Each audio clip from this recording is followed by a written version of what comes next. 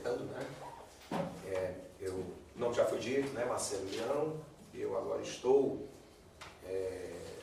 no Conselho Diretivo em 2018-2019 do Instituto Brasileiro de Direito Urbanístico, na Coordenação Regional Sul, junto com o professor Miguel Ettinger, lá de Londrina. Nós compomos na diretoria do Instituto a Coordenação Regional Sul, né? O direito urbanístico, eu posso resumidamente dizer que ele é um braço de limites e possibilidades jurídicas de implementação de planos, programas e projetos de política urbana, e também de trabalhar ali no esforço para traduzir em garantias jurídicas, né, todo o produto desse debate sobre política urbana e sistema da cidade. Né? Então é daí que eu venho, desse lugar que eu falo. Né? Estou na condição, então, de um militante do direito urbanístico que está a serviço do urbanismo. Né? E que também entende que, pela responsabilidade técnica, o urbanismo ele é um timoneiro desse processo, mas pela interdisciplinaridade que ele envolve, cabe até um bom debate, né, sobre se existem cabeças realmente ou se não existe um grande coletivo inteligente, uma grande rede ajudando a pensar, né, as cidades e propor soluções para as cidades. Né? Não só do ponto de vista territorial, mas a questão da gestão também das cidades. Né? Aí assim, gente, eu não sou professor, tá? Eu não sou acadêmico, né? Gostaria muito de ser um dia, quem sabe, né? Mas eu sou técnico da área que tende mais a reproduzir conhecimento do que produzir conhecimento.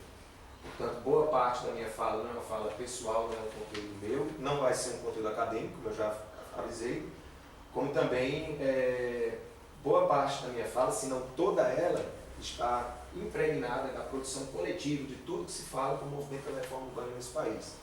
Então, boa parte da minha fala, eu não vou ficar abrindo aspas citando autor, mas ela vem de uma produção, né, de anos nesse país, de várias pessoas que, inclusive, devo a elas a presença aqui. Eu acho que até a nossa preocupação em estar aqui discutindo isso deva a pessoas, movimentos, entidades e, sobretudo, a parcela excluída das cidades, que na verdade é quem mais formula. Né? Vale a pena fazer esse registro antes de falar, né, que em tempos de culpabilizar pessoas por ocupações e que pessoas que só que trazem problemas para as cidades brasileiras, na verdade são pessoas que há anos trazem soluções. Inclusive discutem, formulam, e boa parte do que tem de bom hoje na política urbana brasileira vem desses mesmos movimentos que são discriminados. Né? Então, assim, é um saber coletivo produzido a mil mãos, a milhares, milhões de mãos, né, que a gente tem que reconhecer aqui agora. Então, assim, como eu disse, o nível da fala aqui não é acadêmico. Né? Isso aqui, embora a gente vá tagarelar muito para falar demais, mas isso aqui não é uma palestra. Né? Na verdade, é uma provocação, é um convite, é um debate, é uma conversa mais informal possível. Estamos em uma sala, estamos em círculo, façamos de conta quem queira que estamos aqui com a mesa, com as cervejas, né? Ou que estamos numa praça, ou que estamos num campo de futebol, ou que estamos numa capoeira, que estamos em qualquer lugar onde a gente simplesmente para e olha para o outro e vamos conversar. Né? Seria essa a intenção, a gente tentar tornar a coisa mais informal possível. E, portanto, eu me dou a liberdade também de não ter respostas prontas e acabadas e nem apresentar soluções eficazes, e nem estou aqui na condição de avaliar ou de ser avaliado. Estou aqui na condição de conversar, né? Nessa condição. Né? Então, assim, claro, para uma conversa que está focada num tema como direito da cidade, obviamente a gente tem que ter uma base, né? Ou pode até não ter, mas para dar uma métrica, para que a gente siga um fio condutor da discussão, foi solicitado pela equipe do URB, né? Ou da URB. Da URB. Da URB, tá, gente? É o que o mundo nos diz, né? Não, tá. Da URB. A gente diz. Mas eu acho que o dá é melhor do que eu dou, tá? Sinceramente, eu acho, não pela maioria de gênero aqui feminino presente, né? Porque eu realmente acredito nisso. Né? Então eu acho que vamos feminilizar mesmo e dizer a URB. Né? Então a base para o que a gente vai falar hoje, esse fio condutor aí, foi uma importante contribuição. Aqui eu rendo um agradecimento especial ao secretário executivo do IBDU, né? dicas de algo resumido, não muito pesado, texto de nivelamento para que a gente viesse para a discussão, né? A gente troca uma ideia, o Rodrigo deu essa, fica registrado meu agradecimento ao IBDU, na pessoa do nosso secretário executivo Rodrigo, que deu uma boa dica desse texto, que, assim, por uma felicidade, acho que resumiu muito do que nós aqui, Urbi, Marcelo, quando foi convidado, gostaríamos de falar. Esse texto ele resume muito, né? E aí, esse texto é um texto da Plataforma Global pelo Direito à Cidade, né? Que é, a plataforma ela é uma iniciativa, né, de um conjunto de organizações, né, de movimentos que ali pelo ano de 2014, já podemos dizer lá pelos idos de 2014, já se vão aí 4 anos, né, vai fazer 4 anos, foi, se não me engano, foi no final de 2014, se reuniu na cidade de São Paulo, né, e tinha um propósito, um objetivo bem claro, de construir um movimento internacional pelo direito à cidade, que é esse tema que a gente vai trabalhar aqui. Então, por que não provocar uma discussão em cima de algo que está na boca do mundo, né? Que está na discussão em nível global, inclusive com muitos avanços, né?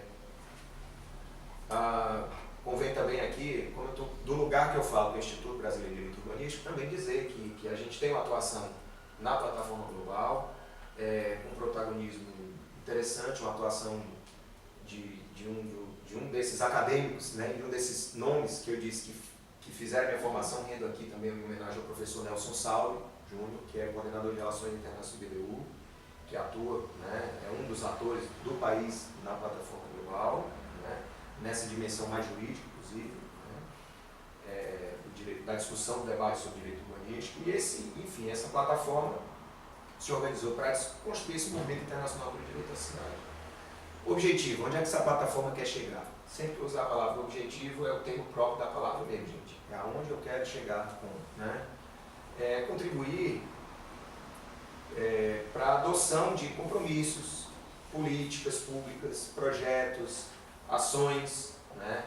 Que sejam destinadas, que estejam comprometidas com o desenvolvimento de cidades justas, democráticas, sustentáveis e inclusivas. Sobre isso ele vai falar também o que é que significaria isso, né? Justo, democrático, sustentável e inclusivo, no contexto que a gente vai pensar aqui hoje. Mas a ideia é propor essas políticas públicas, projetos e ações e que sejam trabalhadas por instâncias das Nações Unidas, né? E também nos governos nacionais e locais. Diga-se de passagem, inclua-se aí Florianópolis nisso também, né? Inclua-se Florianópolis nisso. Florianópolis não está fora do planeta Terra, né? Florianópolis está neste globo. E se é uma plataforma global com boas ideias, questiona aqui, por que não nós, sociedade civil, né, movimentos e governo municipal, executivo, legislativo, não tem que olhar com carinho, com atenção e com respeito a essa plataforma.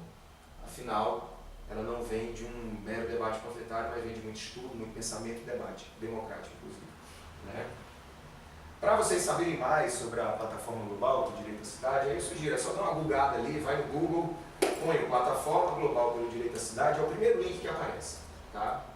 Lá vocês têm acesso a esse material, vocês têm acesso a outros materiais produzidos, né? Uma outra forma de acessar a plataforma global, aqui existem várias entidades, né?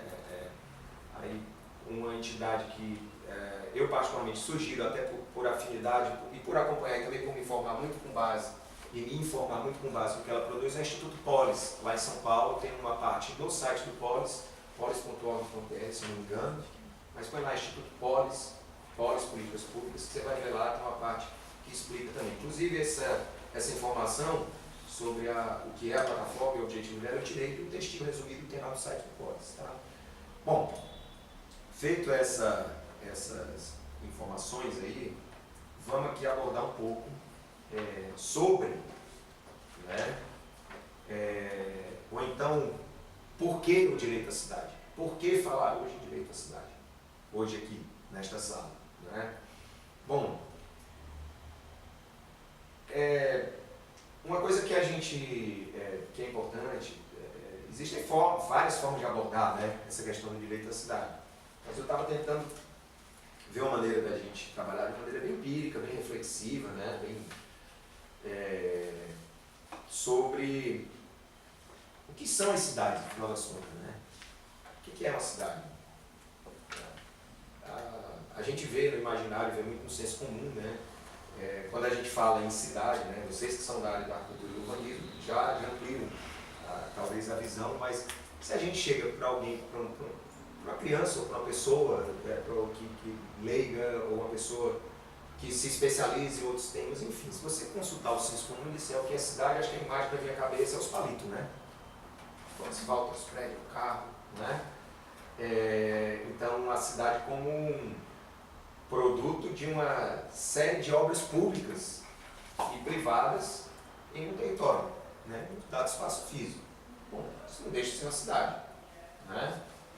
Conjunto de obras, conjunto de infraestruturas, né? Que são traduzidas aí em cidades. Mas se são obras, são construídas, né? Se são construídas, quem constrói essa cidade, né?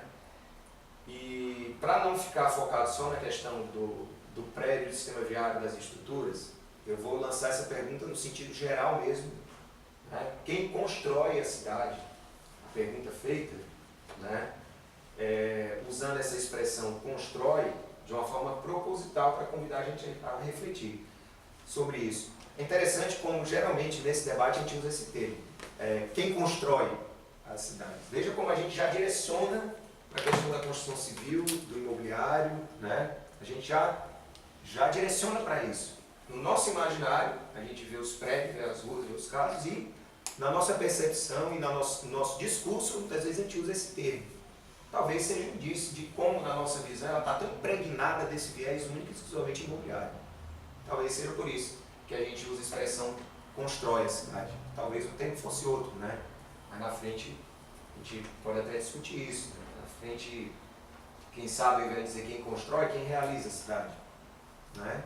Não sei se realiza, talvez seja o termo certo, mas num discurso mais coloquial, não induz, mas quem produz também, aí produz, vamos focar na economia só, né? Materializa. Né? Quem materializa, vamos focar só no aspecto material, e aí eu estou gostando de gente, podem atravessar que é uma conversa, tá? E aí uma pergunta também, caberia enxergar então a cidade só nessa dimensão material, ou nessa dimensão construtiva, né? Concreta, ou seja, e aí dizer, enxergá-la só nessa dimensão material das obras da construção civil que a compõem, acho que não esgotaria, né? A gente entender o que é uma cidade, né? Por quê? Porque a cidade, né, me parece, né, eu acho que não é fácil, não é difícil a gente concluir que ela é bem mais do que as obras. Aliás, as obras, né, são públicas e privadas, elas são consequências de uma conjugação de interesses, né? Elas são consequência de uma conjugação de ideias, elas são consequências de uma conjugação de projetos de vida, individual e em sociedade, né? E por que não dizer uma conjugação de sonhos, né? A cidade pode ser produto dessa. Acredito que ela está mais a pensar e entender o que é uma cidade, está mais ligado a essa conjugação de ideias, interesses, projeto de vida, sonhos, do que pura e simplesmente a ideia de cidade como produto da construção, da edificação, etc. Né? Bom, aí de uma maneira mais bem elaborada que eu disse aqui agora, né? Aí eu vou abrir aspas e já vou fazer minha primeira utilização mais direta do termo do texto da plataforma global que a gente ofereceu aí para vocês. Né? Então, de uma maneira mais elaborada, a gente pode dizer, eu particularmente concordo, aberto sempre ao diálogo, ao debate, para evoluir conceitualmente, mas no momento eu me identifico particularmente, permito esse privilégio de estar dando a minha opinião, tá? Mas as cidades, aqui o conceito diz, aspas, tá? As cidades e os assentamentos humanos são multifacetados e não podem ser reduzidos à sua dimensão material, ou seja, edifícios, ruas, infraestruturas. Eles são, na realidade, resultantes de ideias na dimensão política, né? Bem como valores sociais, entre parênteses, dimensão simbólica, fecha aspas. Tá? Bom, por esse conceito, que eu particularmente concordo, né? E na posição privilegiada de quem está provocando o debate, eu me permito dar a minha opinião e dizer que por esse conceito, por isso, eu acho que não cabe ancorar a produção e a gestão das cidades apenas nessa dimensão material. Tá? E também não acho que, nesse mesmo sentido, não cabe ancorar a produção, a realização, né, a fabricação da cidade, né, ancorar isso na ideia de cidade-mercado, né, onde a base dessa cidade-mercado se assenta na compra e venda imobiliária como algo mais importante que outros componentes necessários para que a cidade tenha vida. Né? É dizer o quê? Que isso, infelizmente, né, surgiu do nada aqui a expressão cidade-mercado, né? Mas vamos ver se eu consigo contextualizar ela aqui. Isso porque, né, não cabe ancorar na cidade-mercado, se por um lado não cabe ancorar na cidade-mercado, por outro lado, é o que acaba acontecendo de forma super expressiva nesse país, né? E com efeitos perversos, tá? Bom, essa visão de cidade-mercado, né, quer dizer, a cidade como local de produção econômica, resumidamente, a cidade, não vou usar o conceito exato aqui, tá? Pode até buscar aqui o conceito de cidade-mercado, ver o que é, mas é algo que se reflete, essa ideia de cidade-mercado, ela se reflete como a cidade com a finalidade de ser um produto comercial, de venda, de imóveis, né? A cidade como algo que se justifica pela economia e que tudo parte dela, né? E toda e qualquer melhoria, qualquer outro avanço vem a reboque da economia desse mercado. É a cidade que acaba virando um produto, né? A cidade que não olha para as praças, onde o próprio poder público não olha para as suas praças, para os seus espaços de suporte coletivo, de suporte à vida, né? E olha para a cidade e prefere olhar para o lote privado, onde dali, dentro de breve, teremos esquadrilha de alumínio valorizada, ônibus na porta, né? Onde vai ter um imóvel à venda, né? Então, assim, essa visão de cidade-mercado, ela vê a cidade da perspectiva do lote privado para fora e muitas vezes ignora outros componentes da cidade, inclusive os espaços públicos, desde que que reconhece alguns espaços públicos, desde que valorize o empreendimento. Uma praça só tem importância se for revitalizada, a importância da revitalização da praça é para valorizar o empreendimento no entorno. Daí a construtora boazinha vai lá e valoriza. E tudo bem, tem que fazer esse trabalho bacana, né? Mas muitas vezes, não estou dizendo que é o caso de Florianópolis, mas estou dizendo que no Brasil inteiro acontece muito da gente ver muita boa intenção de adoção de espaços públicos, né? Por essa visão de cidade-mercado, que entende que não a grosso modo, gente, vamos revitalizar um espaço público porque valoriza o nosso empreendimento e de quebra melhora a qualidade de vida do entorno, quando talvez devesse ser o inverso, né? Mas enfim, a visão de cidade-mercado, ela prioriza mais o ter de alguns minoritários do que o ser de outros majoritários, né? Basicamente é isso. E daí, o que acaba acontecendo?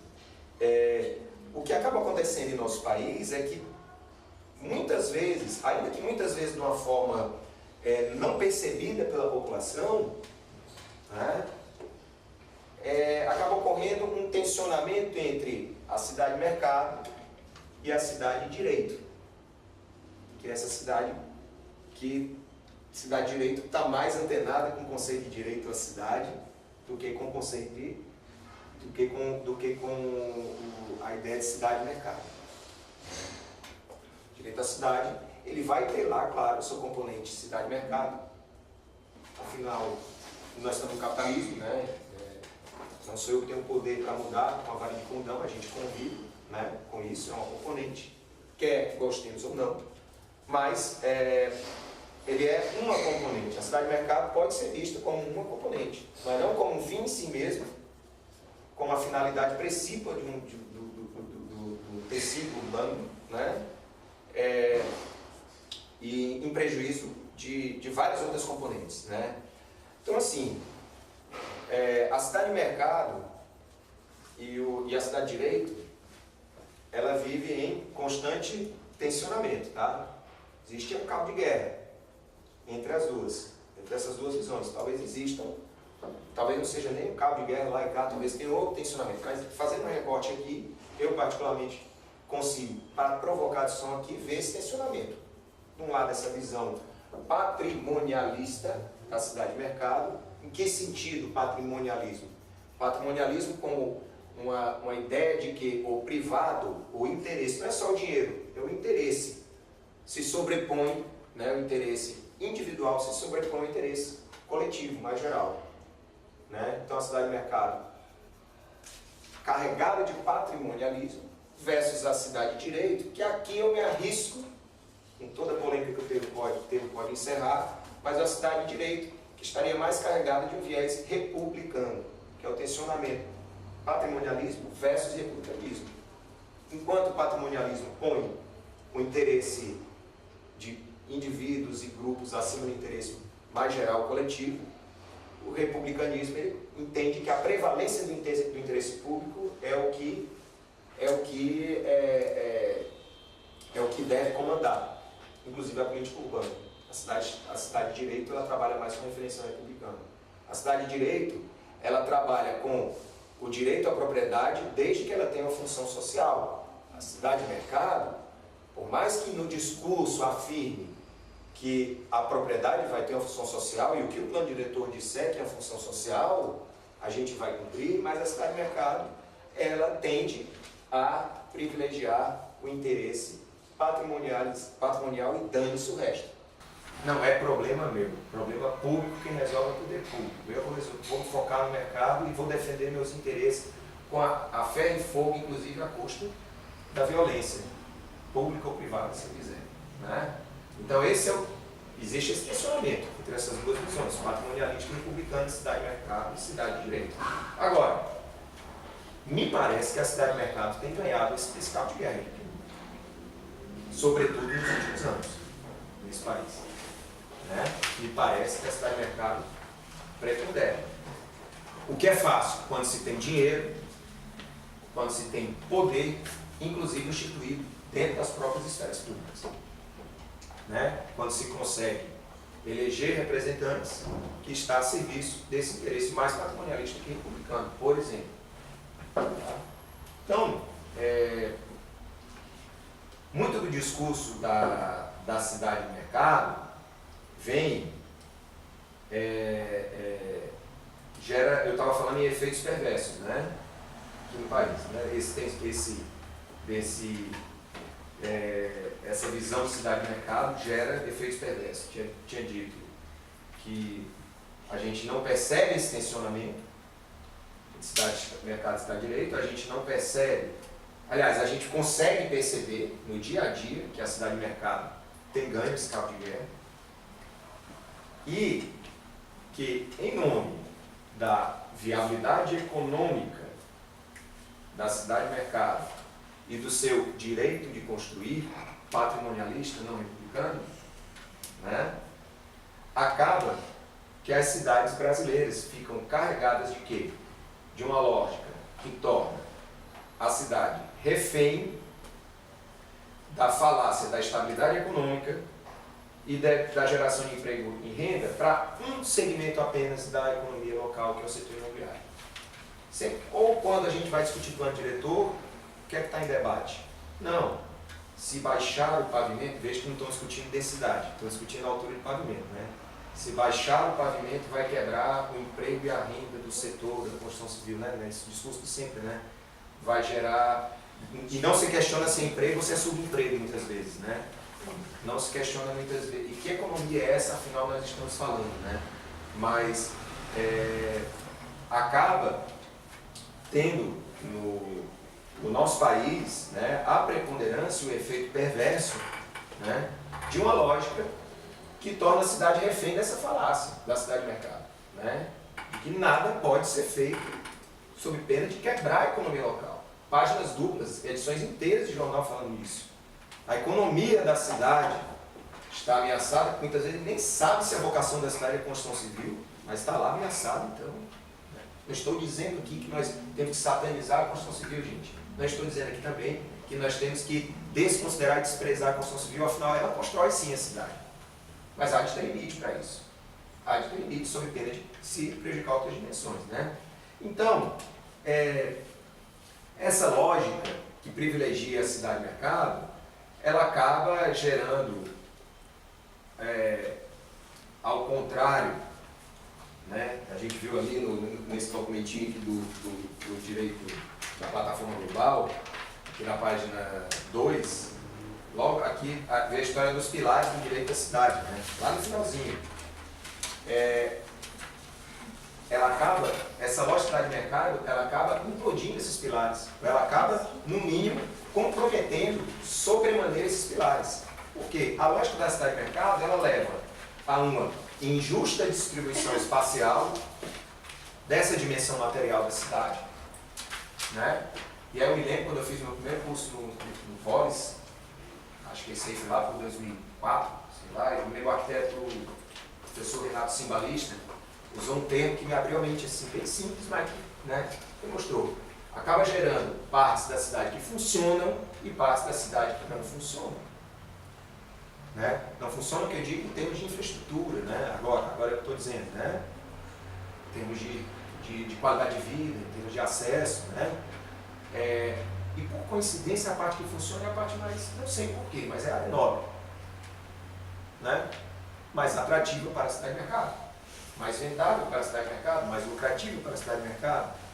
E fica de lado ali a parte que não funciona. No dia que ela virar fonte de renda para nós, bem efetiva, a gente olha para ela. É isso que acaba acontecendo. E não vai, pelo visto, não falta alternativa nas partes que funcionam da cidade, pelo visto. Não se olha para o outro lado. E isso dá um outro debate. Por que não faltam? Né?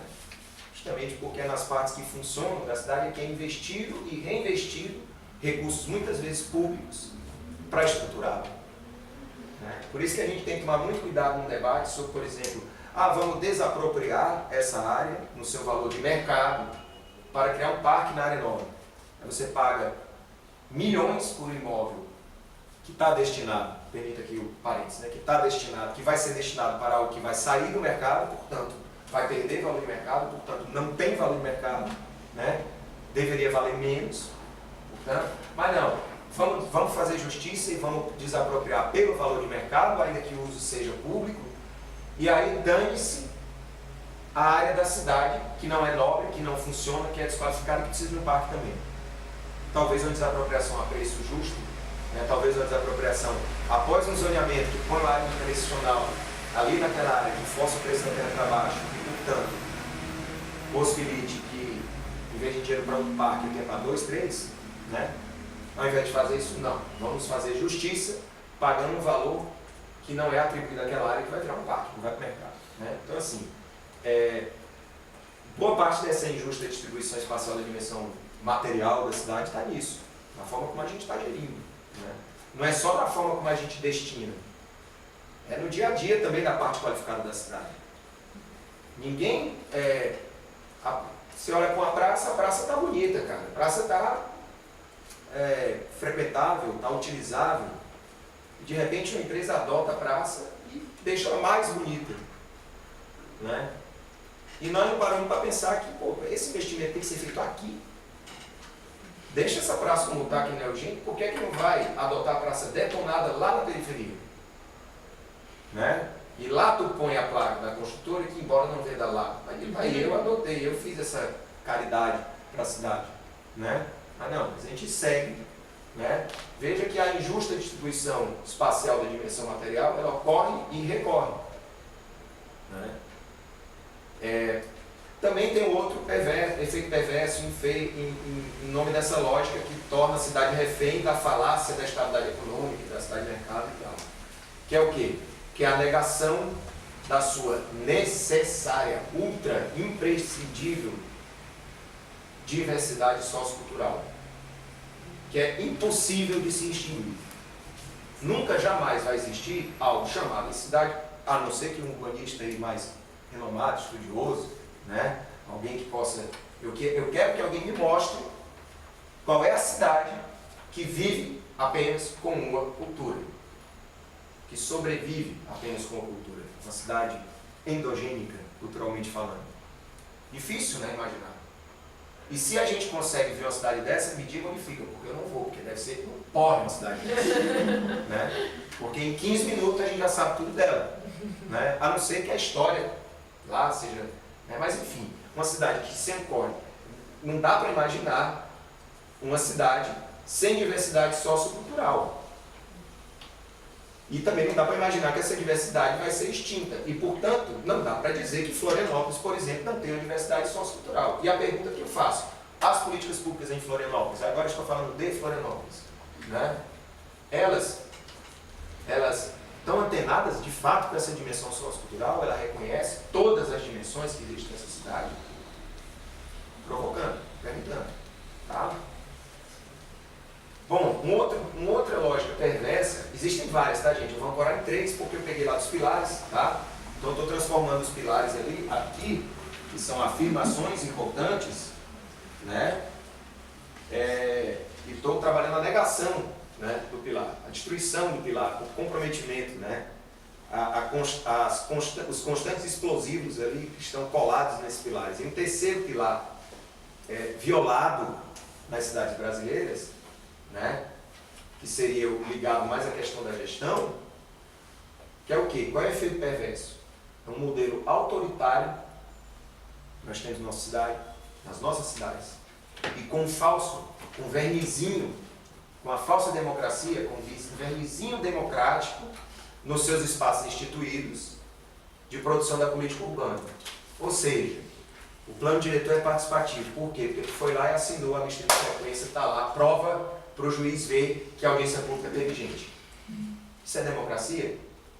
O plano diretor, e aqui eu denuncio o plano diretor de Florianópolis em 2013, ou foi 14, que nós tivemos, se no impeachment a população quem esteja a favor ou contra esse impeachment, para mim é um golpe, mas mesmo quem não acha que é um golpe, sentiu vergonha alheia no Congresso Nacional naquela votação, pois eu senti vergonha alheia daquela triste cena do auditório Antonieta de Barros lotado, com cara de audiência pública, quando na verdade tinha um jogral ali na frente, que se dizia que viemos ouvir a comunidade, o cara lá se levantava, se inscrevia sem critério nenhum, né? Falava que queria, e o nosso secretário à época dizia, ok, fazendo assim, e sequer resposta dava. E quando dava a resposta, não contemplava. Então assim, é o que nós vemos na nossa cidade. Essa denúncia que a gente faz agora, com relação ao que aconteceu aqui em 2013, 14, é o que acontece no Brasil inteiro. Onde não há militância, onde não há controle social, onde não há preocupação de todas as classes. Eu não estou me referindo só a baixa renda, não, a todo mundo. Quando a gente sai do processo do plano diretor e não acompanha, né?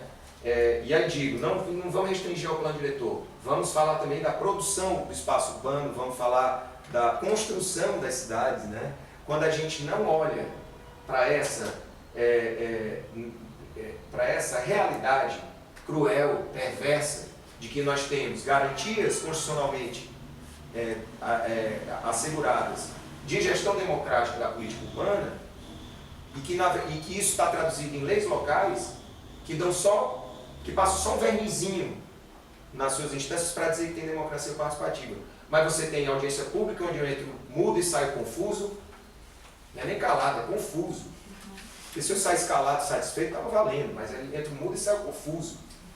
Audiências públicas em locais e horários inacessíveis à maioria da população, onde eu tenho votações de plano diretor em câmaras municipais desse país, a porta fechada à noite com polícia, estão com medo do quê? Né? Quando eu tenho consultas públicas apoiadas por ações marqueteiras, né, antes de se pôr lá e sem esclarecer as pessoas o que está em jogo mesmo, Então, assim, é importante fazer plebiscito e referendo, é importantíssimo, mas desde que no debate as ideias não sejam vendidas como é vendido. Agora que a propaganda de cigarro está proibida na televisão, aí dá para a gente falar com calma, né? Mas você dizer, venha para o mundo de Marlboro, né? E não fala que aquele negócio, aquele troço ali mata, né? Não, aprove, abrace, né? Então é assim, vote a favor do empreendimento X, quer dizer, alto lá. Vamos qualificar o debate. Então não adianta só tu ter plebiscito e referendo. Não adianta só tu ter consulta pública. Quer dizer, e o modelo que nós temos no Brasil é um modelo autoritário, com esse falso viés democrático, nesses espaços instituídos e em mecanismos instituídos.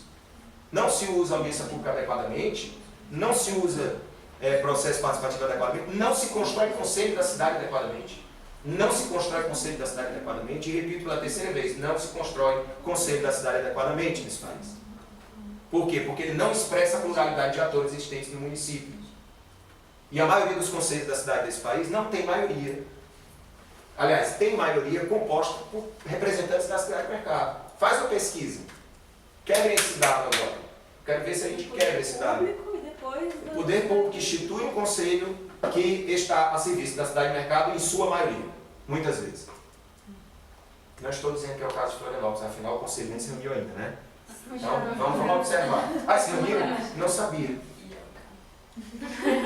Não sabia. Quer dizer, não noticiaram suficientemente. Ou eu não li o jornal no dia. Então, quer dizer, nossos espaços de gestão democrática da cidade estão muito aquém do necessário. E, portanto, eu posso supor que isso é consequência desse modelo perverso, dessa lógica perversa de subsumir os outros poderes da cidade, de subordinar, de subjugar outras componentes da cidade ao mercado. Tá? Bom, então nesse sentido, gente, considerando que existem outras dimensões na construção da cidade que não apenas econômica, nós vamos falar sobre ela já quando a gente entrar, né, nas componentes do direito da cidade. Mas considerando que existem outras dimensões, né, nessa construção da cidade que não é apenas econômica, né, e essa dimensão econômica aparece de forma mais expressiva pela mão do mercado imobiliário, que assim, e aí estou focando de novo, quer dizer, que a gente setoriza tanto a economia no mercado imobiliário da cidade, quer dizer que a gente ignora até outras, eu não sou economista, não posso estar falando besteira, quem estiver vendo que seja economista, né, já me corrija aí depois, mas me parece que essa mão do mercado imobiliário ela faz sombra até sobre outros segmentos da economia. Quer dizer, torna a cidade inteira, a produção econômica inteira na cidade refém de um segmento só, que não me deram dado ainda se ele é majoritário na cidade, com a nossa ou não. Né?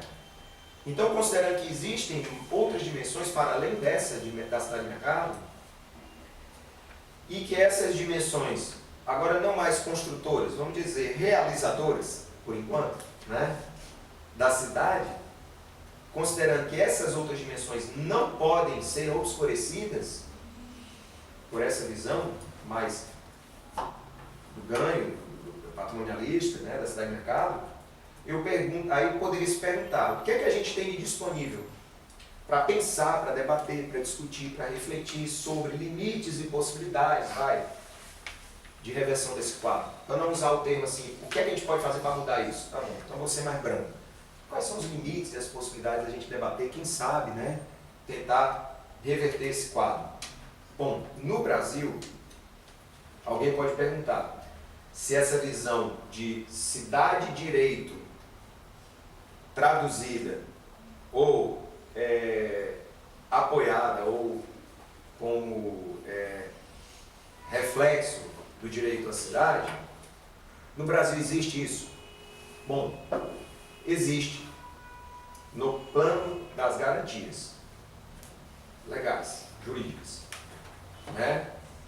O que temos hoje, basicamente, se eu for fincar num marco regulatório, um ponto de partida que existe, a legislação urbanística brasileira é uma das mais avançadas e estudadas do mundo.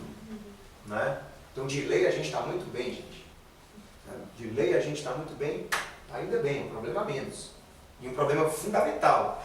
Então, no plano das garantias, isso está na Constituição, né? no capítulo da política urbana, que, diga-se de passagem, entrou na Constituição como resultado de intensas atividades do movimento pela reforma urbana na Assembleia Nacional Constituinte. A pluralidade de atores, um movimento multissetorial, multicultural, que considerou, né, as diversas dimensões da cidade, se empenhou, né, e resultou no capítulo da política urbana, né, que é pequenininho, que abre lá no artigo 182 da Constituição. Ela cumpre a sua função social quando atende exigências fundamentais de ordenação da cidade, que estejam contidas lá no seu plano diretor. Ou seja, o plano diretor foi eleito como o documento jurídico pelo qual o proprietário diga: tá, eu tenho um imóvel agora, tá, eu estou consciente que eu tenho propriedade, mas que eu não posso fazer o que eu quero dela. Quem sabe um dia isso, tá? O proprietário vai lá e diz: olha, eu tenho um terreno, comprei, legal, não vou comprar não, vou olhar no plano diretor, porque eu quero comprar para morar, né? Então, vou ali no plano, não, aqui é industrial, né? Então não vale, não vou comprar aqui e forçar minha casa, ao contrário, eu vou comprar nessa área predominantemente residencial, considerando uso misto, né, gente? Predominantemente residencial, eu não vou, vou comprar um terreno para meter minha serralheria ali no meio. Não, esse proprietário ele vai ler o plano diretor e vai ver que não pode fazer serralheria porque o imóvel dele vai estar descumprindo com a função social de moradia, de habitação dele, né? Então a Constituição, esse capítulo ele traz isso, ordena lá a coisa dizendo que tem que seguir diretrizes gerais. Hoje, as diretrizes do Estatuto da Cidade diz que tem que a política urbana tem que garantir as funções sociais da cidade, as propriedades que estão dentro da cidade têm que estar de acordo com o plano diretor para ter função social, né? E o plano diretor é instrumento básico. Tá. Isso na Constituição Federal. O que mais que a gente tem como reflexo do direito à cidade no Brasil hoje? Bom, não estou dizendo que essas leis resolveram o problema do direito à cidade, tá, gente? Estou dizendo que elas podem servir de uma boa plataforma para a gente tentar fazer valer esse direito. Por quê? Falei da Constituição, tá? Aí vem agora o Estatuto da Cidade. O Estatuto da Cidade é uma lei federal que também surgiu como resultado de intensas atividades, intensa militância social junto ao Congresso Nacional, para regulamentar o capítulo da política urbana. O capítulo da política urbana saiu lá em 88, mas ficou lá na promessa por mais de uma década. E não fosse a mobilização, mais uma vez, das pessoas ligadas à questão urbana e da sociedade, etc., não teria saído a regulamentação do capítulo, né? Esse estatuto, ele contém as diretrizes, que foi essa que eu falei, do artigo 2º, né, que são os balizadores para toda e qualquer ação. Arquitetas e arquitetos, urbanistas, na hora que vocês forem projetar, entendam uma coisa, juridicamente falando, tá? Quando eu estou projetando, eu tenho que dizer assim: bem, se eu percebo que aquele meu projeto vai extrapolar a capacidade de suporte da infraestrutura instalada no entorno, esse não é um problema do município, gente. Isso não é um problema, isso não é um problema do profissional da arquitetura e do urbanismo também. Por quê? Porque a lei fala que planos, programas e projetos, ou a edificação não pode ser um projeto de desenvolvimento urbano, né? Loteamento de desenvolvimento urbano, esses projetos têm que atentar para a diretriz. E lá tem uma que está dizendo que eu não posso planejar nem desenvolver a distribuição espacial da população de forma a gerar distorção no meio ambiente, poluição e degradação no crescimento urbano, poluição e degradação ambiental, exposição da população a risco de desastres. Quando eu ponho um prédio ali, perto do CEISA, vizinho ao CAL, né, há mais de uma década, quando eu faço um empreendimento e esse meu empreendimento do lado racha o que está ali do lado, cabe uma pesquisa, tá, gente? Aí eu estou levantando uma hipótese, que uma diretriz do Estado da cidade foi violada por aquela iniciativa pontual, privada, local. Não, Marcelo, mas política urbana é para o conjunto, é para o macro. E o micro, não é o recheio dessa coisa chamada tecido urbano? Né? Então, bem, estou colocando mais a título de viagem, né? Mas para a gente pensar um pouco também sobre isso, né? Então o Estatuto ele contém diretrizes que orientam a atividade pública e a atividade privada. Baliza. Cria balizas. E ele também tem ferramentas úteis para a efetivação do direito da cidade.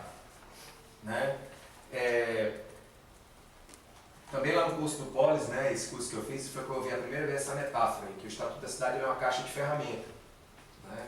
Então assim, eu tenho ali no artigo 1º dizendo o que é o Estatuto da Cidade, eu tenho ali o artigo 2º dizendo quais são as diretrizes, e se, assim, de uma maneira bem grosseira, eu quisesse regulamentar o artigo 182 da Constituição, parava só no artigo 2º, porque o artigo 182 diz ali que a política urbana deverá ser executada conforme diretrizes gerais fixadas em lei. Então, se o Estatuto da Cidade parar só no artigo 2º, estaria observando, mas o Estatuto, o seu avanço é bem nesse sentido. É que ele não só regulamentou as diretrizes, como ele diz que para os fins da lei, aí vem o artigo 4º do Estatuto, que é importantíssimo, serão utilizados, dentre outros, os seguintes instrumentos. Ele lista uma pancada de instrumento ali, que aí é aí que está a caixa de ferramenta do Estatuto. E, após o artigo 4º, ele começa a discorrer sobre vários desses instrumentos que não estão previstos na legislação federal, ou seja, ele cria um instrumento, ou então ele interpreta instrumentos já existentes, que podem, já praticados inclusive em leis municipais, mas que ele reinterpreta para quê? Para atender os objetivos da política urbana. Né? Então, nesse sentido, é uma lei muito rica, muito importante, e ela é uma caixa de ferramentas nesse sentido. Você vai utilizar de acordo com o tipo de cidade que você quer alcançar. Você tem então, o plano diretor estabelece um partido da cidade, ele vai dizer qual é o objetivo dela. Tá, queremos fazer uma cidade que privilegie, sei lá, o turismo. Vai mais um exemplo assim, bem rasteiro, mas para não ficar complicando demais. E aí, lá, que ferramentas estão disponíveis dentro dessa lei para que eu, com base nas diretrizes, consiga construir esse modelo, essa cidade que a população discutiu. Que a população discutiu, não é o poder público. Quando eu digo eu quero fazer uma cidade, não é o indivíduo, né? É o conjunto da população. Né? Bom, então o Estatuto é essa lei, e que contém essas diretrizes e ferramentas. E aí, nos aproximamos agora. A partir do Estatuto da Cidade, eu vou promover uma aproximação, tentarei promover uma aproximação com o tema de hoje.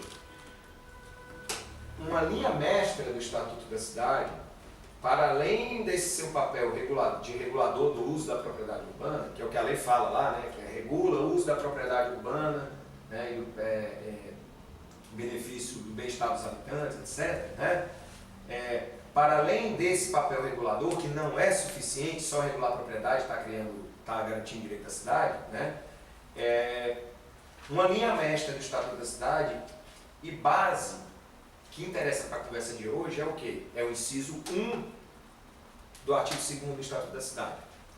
Ele diz o quê? Que essa política urbana, né,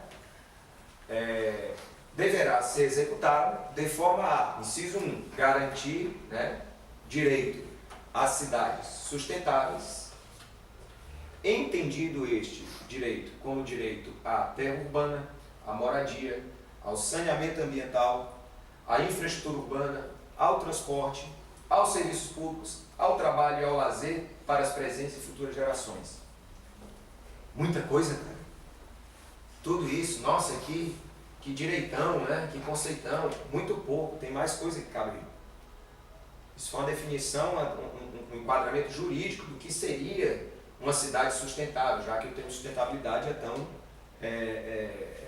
complexo, polêmico, tão abstrato, né? Pode ser manipulado de tantas formas. Então, assim, a diretriz, sem engessar, sem criar receita de bolo, ela conduz para esse entendimento. Garantir o direito à cidade sustentável é garantir para todos, né? Para todos, indistintamente para as presentes e futuras gerações. Lendo aqui a diretriz, até vou ler ela aqui direitinho, porque faltou mais uns elementinhos, tá? Acho que eu não falei em trabalho e lazer, né? Acho que talvez tenha sido até bom, porque aí vai conduzir o que a gente tem também com relação ao direito à cidade. Mas, ó, ela fala, garantia do direito às cidades sustentáveis, entendido como direito à terra urbana, à moradia, ao saneamento ambiental, à infraestrutura urbana, ao transporte e aos serviços públicos, ao trabalho e ao lazer para as presentes e futuras gerações. Ou seja, nós estamos pensando no hoje, trabalhando hoje, com foco no amanhã, e dizendo que uma cidade só se sustenta se ela garantir para todos indistintamente, e aí a pluralidade, e aí a diversidade, e aí a diversidade cultural, étnica, de gênero, de raça, né? Toda essa diversidade, né? Ela tem que ser garantida. Tem que ser, o acesso à terra urbana, à moradia, ao saneamento, infraestrutura, transporte, serviço, trabalho e lazer, tem que ser algo destinado para toda essa diversidade que a gente tem na sociedade hoje e amanhã, né? E aí, destacar também uma outra linha mestra importante para a discussão do que seja direito à cidade, a do inciso 2. Talvez não por acaso, porque não existe uma hierarquia ali, né? Eles todos têm o mesmo peso. Mas talvez não por acaso esteja sistematizado logo o inciso 2 como inciso da gestão democrática, por meio da participação da população e das associações representativas dos diversos segmentos da comunidade, dos vários segmentos da comunidade, como diz a lei, na formulação, execução e acompanhamento de planos, inclusive o plano diretor do meio, né? Programas e projetos de desenvolvimento urbano. Da conjugação da garantia do direito à cidade sustentável do Estatuto da Cidade com essa diretriz da gestão democrática, tem mais outras lá que dá para a gente ler de forma combinada, mas pegando só essas duas, a gente começa aí a amalgamar, né? A ter aí o entendimento, né? do que conduz, do que pode ser um ferramental jurídico interessante para o entendimento do direito à cidade e para as ações, ou por que não dizer, a luta por sua efetivação. Tá?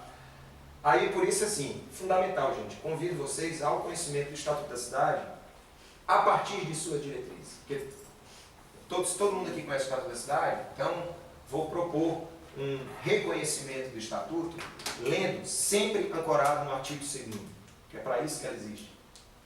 Né? A gente vai dar curso de capacitação do Estatuto da Cidade, o que é autor onerosa, o que é transferência de direito de construir, e tal, está. Quem é que faz, quem é que leu aqui as diretrizes? Quando levanta uma, duas mãos, é muito. A turma abre a lei e vai direto para o instrumento. Como a turma muitas vezes abre uma lei e vai direto para o comando dela, da lei, e não vai ler o objetivo, aonde essa lei quer chegar. Porque muitas vezes o comando da lei é contra o próprio objetivo que ela estabeleceu. Não é difícil você pegar um plano diretor e ver que unidade. Nós temos a Lei Nacional de Proteção e Defesa Civil, que tem elementos urbanísticos interessantes, que flertam com o Estatuto da Cidade. Então nós temos um arcabouço aí, um conjunto de legislação interessante, né? Disponível no Brasil para reverter o quadro que privilegia apenas a cidade e mercado. Né? Aí por quê? Porque nós estamos em luta. Eu falei que tem um tensionamento com a cidade e mercado, mas porque eu odeio a cidade e mercado, porque eu quero incinerar a cidade e mercado? Não, gente, é porque ela sozinha não se sustenta. Porque ela sozinha está levando as nossas cidades à beira do colapso. Porque ela sozinha faz com que se construam os perus no Pires, né, que causam engarrafamento tremendo numa via, que faz com que o viaduto não adiante de nada. Ou vocês acham que o viaduto ali, se temos um exemplo, o viaduto no sul da ilha, do elevado do Rio Tavares, resolve o problema quando você não tem critério para ocupação da planície do Campeche? Quando a gente luta para ter prédio baixo, mas não presta atenção que os condomínios podem ter 400 unidades residenciais, como é que o viaduto se sustenta dessa forma? Como é que o sistema viário se sustenta dessa forma? Por quê? Porque nós estamos olhando a cidade sob a perspectiva do lote, do empreendimento. Nós achamos que o problema do muro para fora não é do empreendimento, é do muro para dentro. E é do empreendimento, porque o empreendimento causa problema. O engarrafamento em Florianópolis talvez não tenha se dado pela redução de IPI dos carros, gente. Talvez não tenha se dado por isso. Talvez o engarrafamento em Florianópolis tenha se dado porque nós nos permitimos a um oba-oba construtivo de adensamento. Não estou falando da altura dos prédios, gente. Estou falando de um tipo de adensamento que a nossa malha não suporta, que a nossa infraestrutura não suporta. E a gente nem tem transporte público. Não tem, e aí entra outro lado, não tem nem transporte público, é o que eu estou falando. Quer dizer, se a gente for pegar, se investe num tipo de adensamento cuja rede de transporte coletivo não absorve, cujo sistema viário não absorve, quer dizer, problemas urbanos que a gente tem de montão aqui, que tornam Floripa em Florianópolis, velha de guerra mesmo. Entendeu? Que essa marca que criaram, Floripa, me desculpem, viu gente, mas eu particularmente não gosto desse termo. Sabe? Desde que eu vim morar aqui há 20 anos, nunca me engoliu bem esse termo Floripa. Falava no começo, mas quando eu percebi que ela está aos poucos deixando de ser um apelido carinhoso para ser um produto de mercado, um selo vendável, né? Morar em Floripa, né? Quando ela vira isso, sabe? Quem sabe não deva voltar a ser esteiro. Quem sabe não deva voltar a ser nem Bibi, aliás. Né? Quem sabe não tem um nome que reflita mais a nossa pluralidade do que uma cidade que tem o nome do cara que está matando todo mundo. Então, para mim, Floripa não quer dizer muita coisa mais do que um selo. Marcelo, deixa de ser radical, né? Sectário.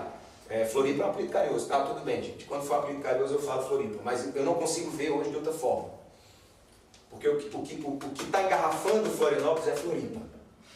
O que está poluindo Florianópolis é Floripa. O que está detonando a cultura local, o que está detonando comunidades tradicionais, o que tenta tirar os engenhos de pesca da beira do mar é Floripa. Porque o cara que compra um apartamento num condomínio em Floripa e acha que aquele engenho de pesca é um problema para a passagem dele, esse cara está dentro do problema Floripa. Quem está fazendo isso é Floripa. Foi Floripa que acabou com o Bar do Chico. Foi Floripa que está destruindo com as possibilidades da gente ter parque. Porque a cidade é cheia de morro, de verde, tá? Aí o pessoal vem de fora, nossa, quanta natureza. Não, mas vocês até que estão bem, né? Gente, morro é APP, gente. Agora sim, se eu não pegasse onda, eu particularmente, estaria condenado a não fazer nada de esporte na cidade, porque eu sou um péssimo jogador de futebol, né? Talvez se tivesse uma quadra para eu treinar, mais espaços, né? Mas o que eu quero dizer é o seguinte, existem áreas da cidade que o cara está condenado a pegar onda porque não tem um campo de futebol, não tem um skate park, não tem isso. Então assim, isso aí Floripa está predando. Isso aí Floripa está predando.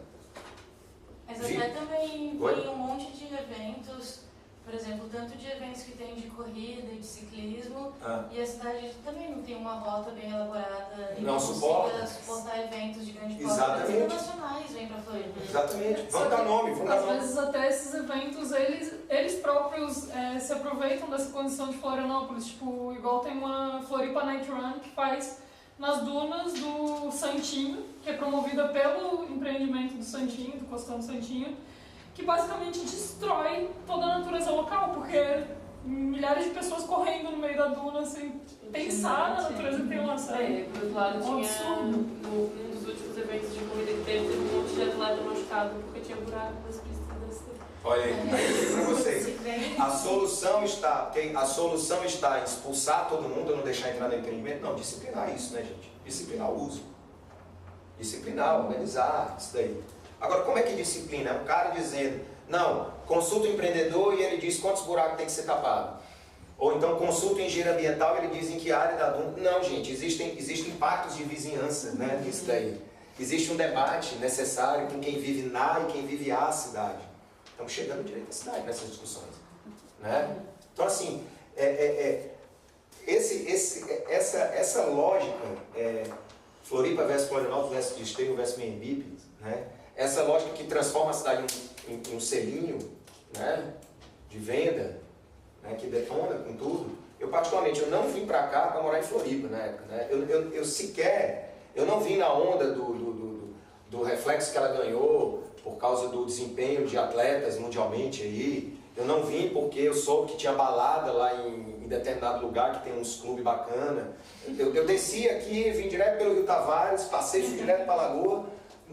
Nunca tinha estado em Florianópolis na vida, vim por outro objetivo. E quando eu olhei e vi a possibilidade de aqui não acontecer o que aconteceu com a minha cidade de origem, que é Fortaleza, que Fortaleza passou pelo que Florianópolis está passando, numa velocidade talvez menor do que aqui, que é mais grave, que aqui a velocidade é bem mais rápida. O que aconteceu em Fortaleza está acontecendo a passos muito mais rápidos aqui, e foi meu amor pela cidade. Quando eu vi, disse, cara, é aqui que eu quero ficar, porque aqui existem as possibilidades da gente evitar há a possibilidade das pessoas do local e que vêm para o local, não estou falando do nativo só, né? Mas da gente aprender com os erros dos outros lugares. E preservar o lugar. Se você ama o lugar, você tem que preservar. Né? E não partir por soluções simplistas de expulsar, barrar, etc. Não é isso, porque senão a gente não está garantindo direito à cidade. Né? Agora, voltando para essa questão esse modelo de cidade-mercado, muitas vezes traduzido no selo carimbado Floripa, né? Ele tem, pelo menos ainda tem, né? Ainda tem uma base legislativa, né? Para que a gente tente reverter, tá? Ele tem, beleza. Mas só lei resolve, gente. Só lei resolve. Se resolver, você está no paraíso. Exatamente. Se resolver, você estava no paraíso. Não precisava nem de estatuto da cidade, bastava a Constituição. Né?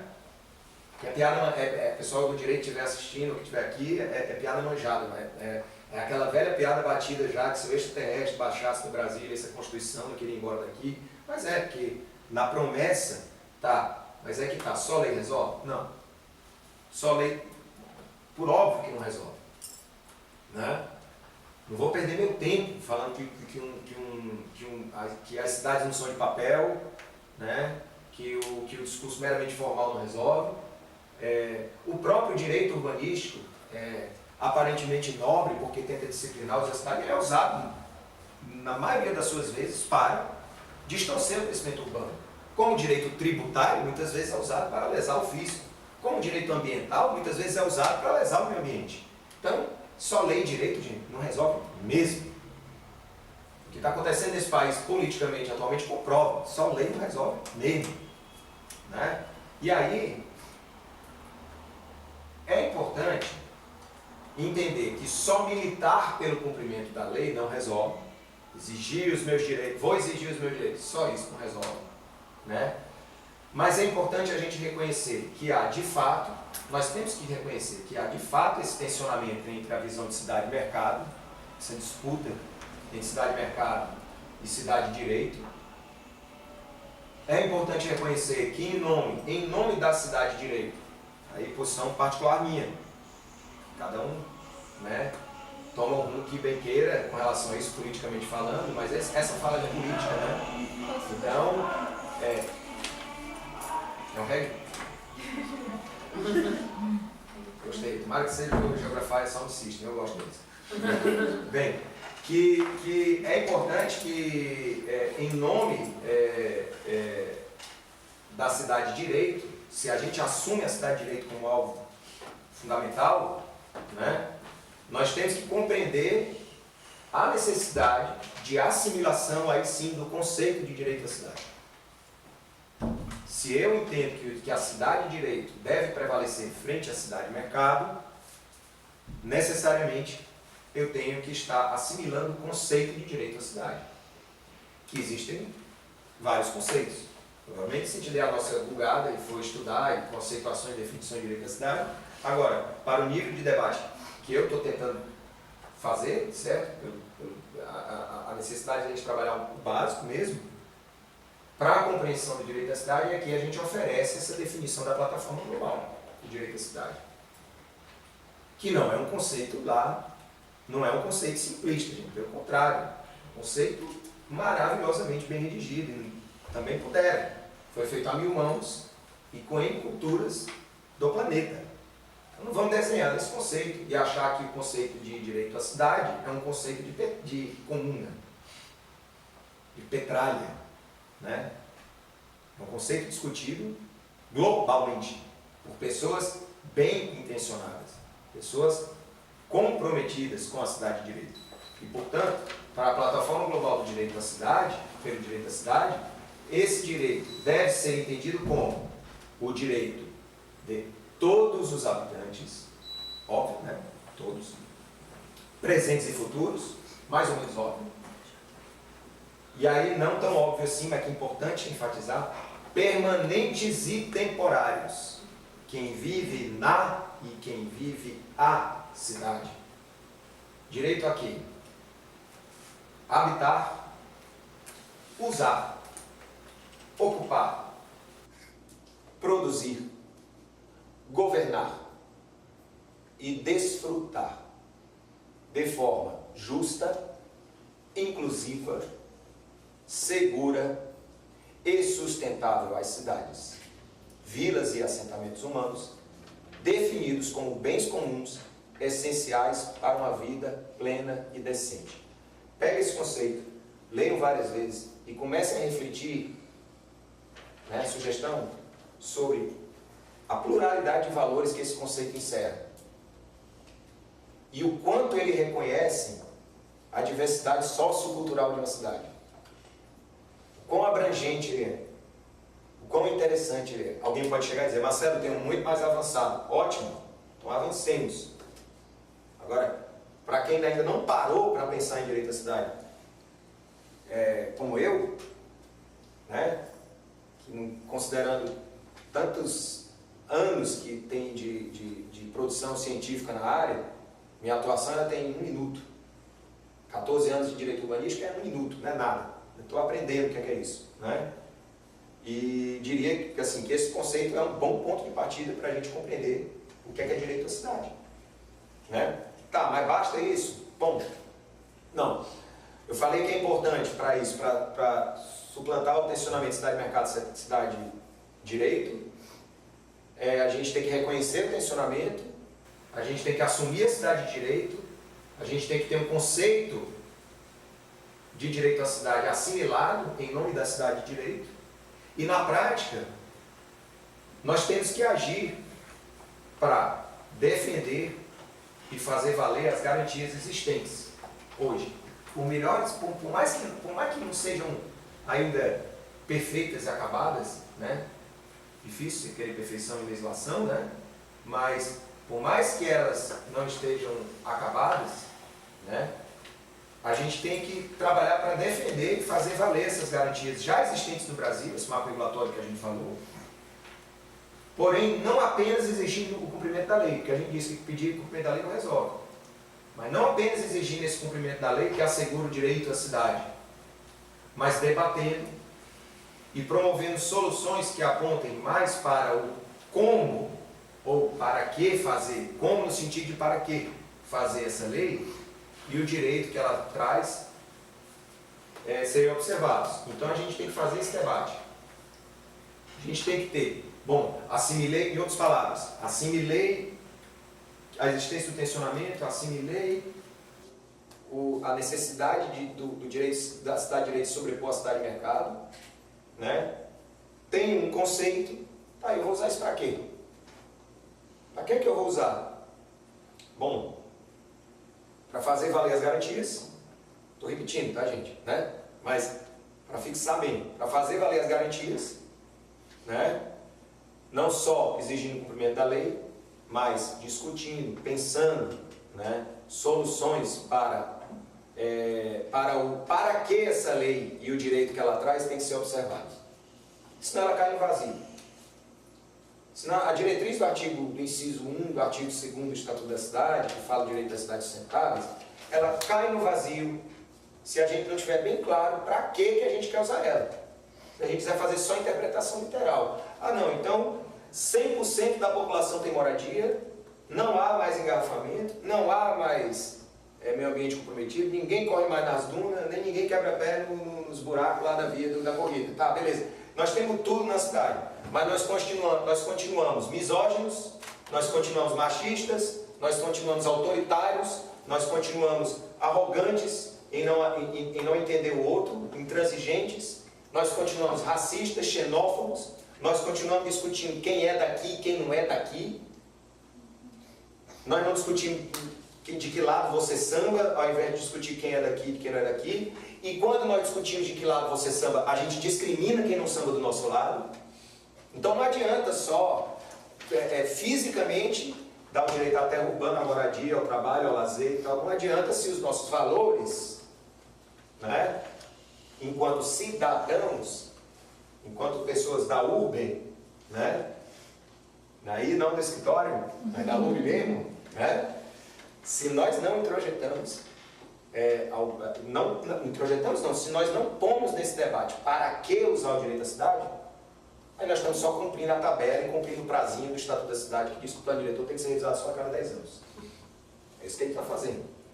Então, mais importante que o direito é que direito. É garantir que direito, não é garantir o direito. E nesse sentido, esse como fazer para que essa lei traduza que direito, né? Esse como se traduziria em atuar para fazer valer as componentes do direito à cidade. Só faria sentido, então, fazer o cabo de guerra com a cidade-mercado se desse tensionamento se resultasse. Aí vamos pegar o textinho aqui, ó. Página 2, tá? E tem 3 componentes do direito à cidade. Mais na frente, façam a leitura, depois daqui, tá, nas reflexões aí individuais ou em grupo aí, façam a leitura do conceito e entendam como ele cai no vazio se a gente não assimilar e não compreender a necessidade das componentes. Então, ó, fazer valer o direito à cidade, pensando em uma cidade sem discriminação de gênero, idade, estado de saúde, renda, nacionalidade, etnia, condição migratória, orientação política, religiosa ou sexual. Né? Uma cidade de assentamento humano que engloba as minorias e a diversidade étnica, racial, sexual e cultural, que respeita, protege e promove de forma não discriminatória todos os costumes, memórias, identidades, línguas e expressões artísticas e culturais de seus habitantes. Aí cada pontinho desse são 8, cada pontinho desse você for fazendo a leitura, convida a uma reflexão. Olhem para o seu lugar, o seu entorno, sua cidade, seu local de trabalho, seu espaço de convivência e veja se isso é observado. Se não, não há que se falar em consecução de direito à cidade ou garantir direito à cidade, né? Uma cidade, então, só faz sentido também trabalhar pelo direito à cidade se esse direito à cidade gerar um assentamento humano com igualdade de gênero, que adota todas as medidas necessárias para combater a discriminação em todas as suas formas contra mulheres e meninas. O Brasil não é um país ainda patriarcal, machista, misógino. Está fazendo discursinho para agradar ao novo pensamento de esquerda, Marcelo. Está fazendo demagogia. Não. Nós estamos apontando algo que, se não se supera, não se avança nesse país.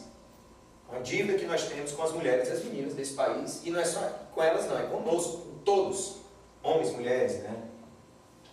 A gente tem que enfrentar essa questão, porque é nela que está a base de boa parte dos problemas que nós temos, né? Então, complementando aqui no 2, que tome todas as medidas adequadas para assegurar o pleno desenvolvimento das mulheres e meninas, garantindo-lhes a igualdade no exercício e no cumprimento dos direitos humanos e uma vida sem violência.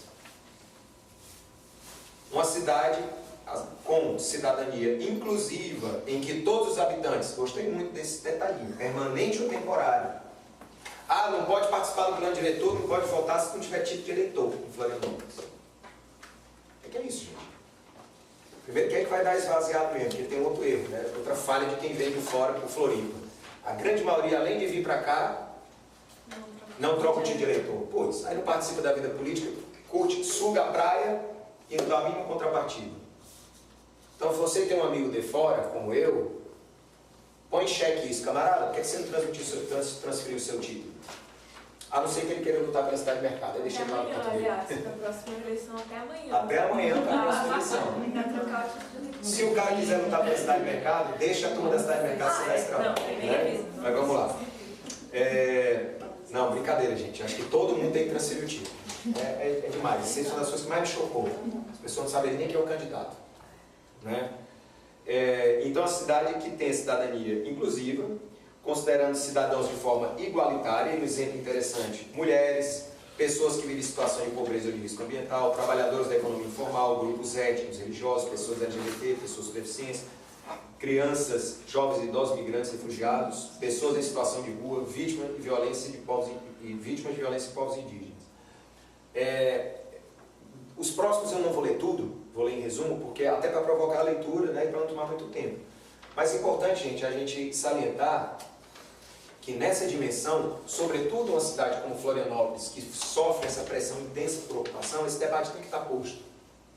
Porque não é admissível que a gente ache legal quando alguém chega e varrendo a Cracolândia, e pega um dependente químico, que é uma pessoa que tem problema de saúde, que é um problema de saúde, e você arrimado muitas vezes em valores morais, ou na cultura do medo, sem sequer dialogar com aquela pessoa, não é melhor fazer a faxina, é melhor dar passagem e pôr para fora.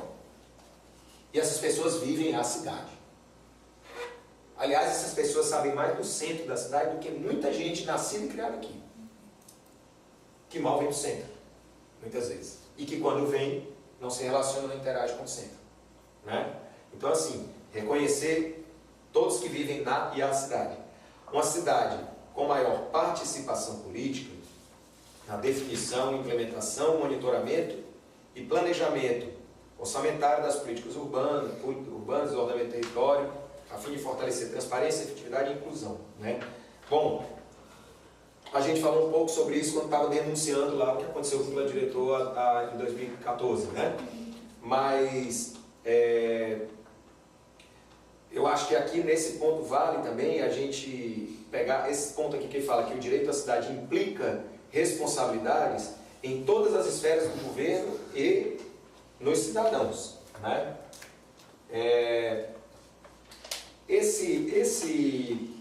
Quando fala implica responsabilidades na esfera do governo e nos cidadãos, é importante também o seguinte, tem outra componente cultural nossa, acho que cultural, me parece que se ela se perpetua há tanto tempo, né? Não sei se ela é cultural ou se ela é um vício, mas a gente elege, eu sempre uso isso nas falas que eu faço por aí, que eu acho importante, tá, gente? A gente elege o líder de sala no colégio, dentro do colégio, deixa o cara lá. Ainda bem que hoje em dia não tem mais um líder de sala, tem o ajudante, né? No colégio do meu filho é o ajudante, que muda, que faz rotatividade, olha que bacana, né? No meu tempo era o líder de sala, agora a gente elege o síndico do condomínio, não participa de uma assembleia, a gente elege o presidente do sindicato, ligado? Falta fazendo a justiça agora, que é a base dos servidores públicos de Florianópolis, que essa carapuça não cabe, a turma aí do Sincrazem, né? Os trabalhadores, os municipais estão em peso nesse movimento, então não vou entrar no mérito aqui da razão, não, tá? Muito embora eu me some a causa desse movimento contra as OS, mas eu entendo que é uma militância que está na rua junto com o sindicato, mas não é a regra no país, né? A gente elege e aí começam as gravidades. A gente elege o vereador, elege o deputado, elege o senador, elege o presidente, e não participa da vida política do país. A gente tem uma cultura de delegação de responsabilidade sempre, ou um vício, não sei se é cultura, talvez um vício. A gente está pouco se lixando do que está acontecendo depois que votou. E o que é pior, a gente ainda tem a visão que o poder do voto é o suficiente para exercer a cidadania. E ainda vem um cara lá me dizer que não, o deputado está votando para acabar com o licenciamento ambiental, mas ele tem o voto popular para fazer isso, ele tem legitimidade. Que legitimidade é essa? Ele tem a legalidade, porque ele foi eleito, mas a legitimidade, ela existe quando esse deputado chega para a base dele e diz assim, pessoal, rola mesmo, é para eu votar a favor ou não? Faz a consulta, hoje em dia tem internet para isso. E aí o cara vai e diz assim, não, beleza, vai fundo, a gente concorda, pode destruir o meio ambiente. Né? Bom, o povo errou, né? Mas o cara foi legitimado. Né? Não acho que o povo faria uma sandice dessa, não. Se a gente fosse consultar a população, todo mundo quer um meio ambiente saudável, ecologicamente equilibrado, né? Todo mundo quer cidade inclusiva, ou quase todo mundo.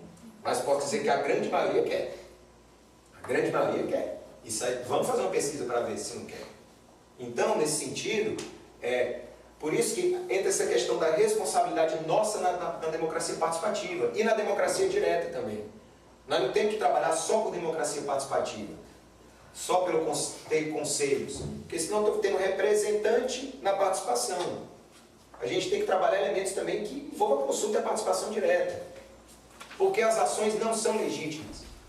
Os vereadores não votam o plano diretor de maneira legítima. É cínico o argumento de um vereador que está dizendo que está votando por uma alteração de zoneamento que vai detonar com o tecido urbano, que vai aumentar o trânsito, que vai aumentar a poluição, que vai aumentar a exclusão socioespacial, é cínico um vereador que está dizendo que está fazendo isso autorizado pela população. É cínico. Porque ele tem que consultar a base e perguntar, é isso mesmo, gente? Foi para isso que vocês me elegeram? Duvido que perguntem. E se perguntam, perguntam manipulando. Se perguntam, perguntam fazendo plebiscito falseado, dirigido. Se fazem consulta na internet, fazem apagando os votos contrários. Tá? Não estou falando de vereador A, B, C ou D. Estou falando do poder legislativo que não tem a prática saudável da cansativa, porém necessária consulta à população para questões importantes para o futuro da cidade. Né? Então, a nossa responsabilidade está, enquanto alguns vereadores fazem isso, porque tem vereador que faz, não vamos satanizar todos os vereadores de Florianópolis, vamos lá na Câmara Municipal e vamos identificar que tem vereador que consulta, e não é só um. E aí onde é que está a nossa responsabilidade? Onde é que está a nossa culpa quando nós não respondemos? Pela vida particular, ultimamente, estou com dificuldade de atuar lá junto ao vereador que eu votei e tal, estou com essa dificuldade. Mas eu tento contribuir de outra forma. Dando nem que seja um telefonema de vez em quando para dar uma força, nem para dar um apoio para o negócio. Cara, acompanhar a produção legislativa desse vereador que você votou. E acompanhar a produção do prefeito, mesmo que você não tenha votado. E exigir espaço de participação, agora, ter o espaço ocupado. Né?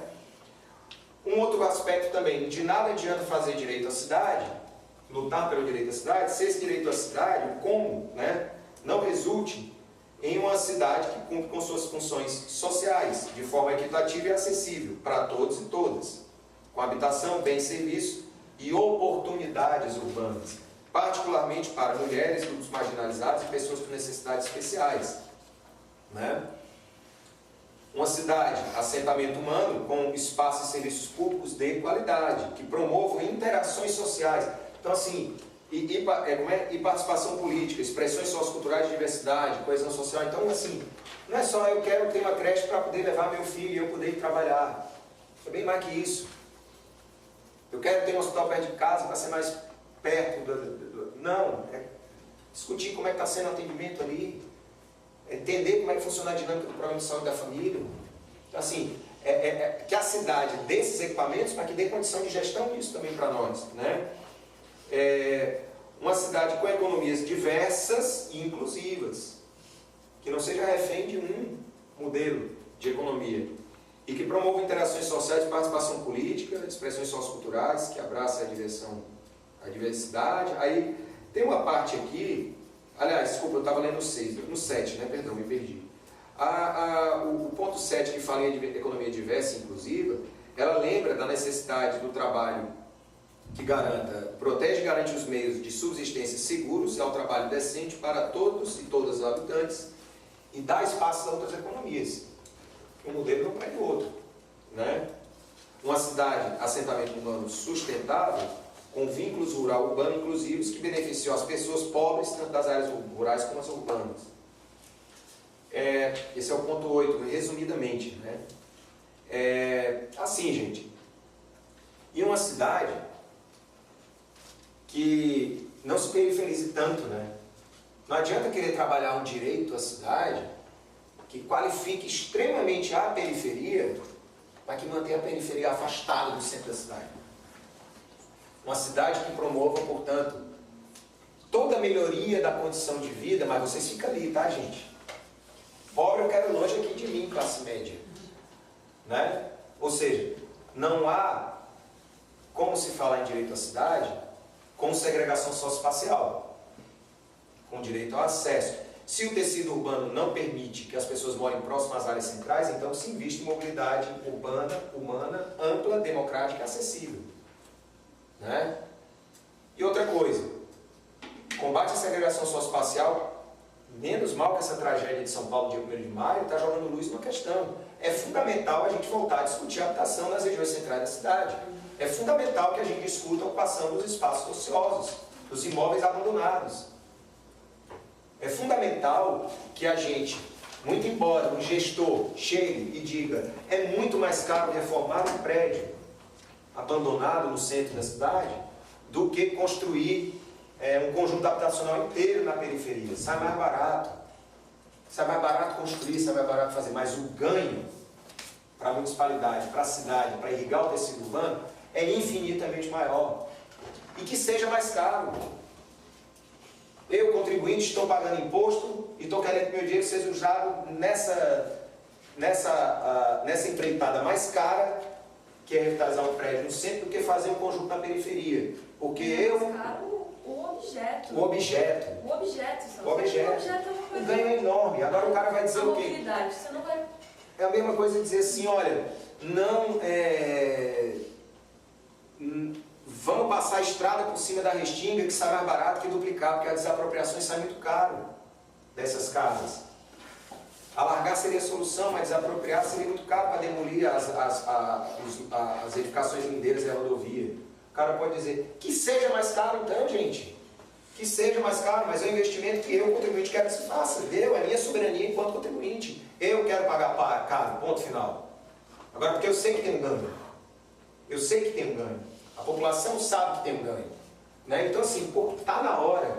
Está muito bonito o que tem acontecido aqui no centro de Florianópolis, no que diz respeito acho que ao microempreendedorismo, aos pequenos empreendedores, aos espaços que estão aos poucos sendo reocupados aqui, de bares, de restaurantes, de bares que conciliam atividade cultural com atividade com a boemia, né? Para além do barzinho voz e violão, você tem mais do que isso, você tem lançamento de livro, tem bares, verdadeiros bares, galerias, tá bacana. Agora, opinião pessoal, tá, gente? Opinião pessoal. Agora, acho que tem que continuar isso, tem que investir nessa revitalização, se bem que nosso centro nunca foi morto comparado com o centro de outras cidades, né? Mas assim, gente, não pode ser usado para gentrificar, não pode ser usado para segregar. Não pode ser usado para olhar de olho torto para um imigrante haitiano que passa ali, que por ser negro é o olho feio. Ou para uma pessoa que mora no morro. Um negro do morro que queira frequentar aquele bar, que está cheio de lourinho de classe média. Não pode. Então, não é o suficiente. Não estou dizendo que os bares aqui segregam, gente, pelo amor de Deus. Eu estou dizendo é que se a gente transforma o centro da cidade em espaço de efervescência cultural, boêmia, e é importante para a vida cultural da cidade, eu defendo, e eu estou muito feliz porque eu estou vendo, mas se a gente transforma o centro em modinha, vocês sabem o que acontece no modinha? Moda acaba. Um dia, vocês acham que o norte da ilha vai ser moda para sempre? A Lagoa da Conceição já foi moda. Hoje está lá degradada. Ainda é moda, mas é um modelo meio que a banda cult não anda mais na Lagoa.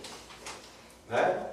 A banda cult daqui a pouco não vai andar aqui no centro, porque vai estar tremendamente degradado, vai na frente, porque vai estar afastando, vai estar, por não fazer uma produção mais plural, mais democrática, pode incitar a violência, porque afinal aquele que não pode frequentar pode se ver legitimado a delinquir, aquele que não pode pagar caro cansa de ficar só vendo os outros beber e pode querer roubar uma cervejinha da geladeira quando o cara não está vendo, aí dá-lhe polícia, pau no cara, entendeu? Então assim, a gente tem que tomar, acho que há de haver um carinho especial aqui com o centro de Florianópolis, para que eu garanta o direito à cidade em sua dimensão econômica, com a economia, eu tenho um centro com a economia diversa, mas ela tem que ser diversa e inclusiva. E talvez passe pela necessária ocupação do centro pela população de baixa renda, para dividir o espaço com a classe média. Porque é outro absurdo que eu vi aqui no plano diretor há uns 10 anos atrás que eu trabalhei, que a assistente social da prefeitura, quando a gente estava discutindo o zoneamento, foi radicalmente contra as leis, porque era do lado da casa dela. A assistente social da prefeitura estava contrária às leis do lado da casa dela. Aí eu digo uma coisa, por que a empregada doméstica da casa dela não pode morar perto da casa dela? Por que é que um trabalhador que todo dia vai fazer o jardim da casa do cara tem que pegar um ônibus, passar hora no ônibus e não pode ir a pé? Né? Que, pelo menos na sua crueldade, caro amigo segregador, você pelo menos pense sobre viés econômico, imagine que você vai economizar em termos de transporte e pontualidade do seu empregado. Né? Mas vamos descer mais algo mais profundo que isso. Por que as pessoas de baixa renda não podem morar na parte que funciona da cidade? Por que as pessoas de baixa renda não podem andar na praça que foi adotada no centro da cidade? Porque as pessoas de baixa renda, vou dizer, já vi depoimento de gente que parou de pisar na praça porque não se sente à vontade. Praça que anteriormente eles ocupavam. Praça que anteriormente eles ocupavam. Como já vi, uma das primeiras praças adotadas dessa cidade, por um empreendimento que fica fincado na frente dela, e tiveram que colocar uns pilares para que as pessoas, de uma maneira, naquela barreira física, vissem que para trás é um empreendimento e aqui ainda é a praça, tá, gente? Não é do empreendimento, ainda é de vocês. Ainda assim, você não vê mais gente lá. E outra coisa, mas ficou bom, Marcelo, agora eu não vejo mais gente dormindo naqueles bancos. Você vai negar que existe, vai continuar negando que existe pessoas em situação de rua na cidade? Você vai continuar sendo cruel, psicótico, a ponto de não psicopata, a ponto de não querer admitir que essa pessoa existe e que ela vive na cidade e a cidade. Se ela quiser dormir ali, tudo bem.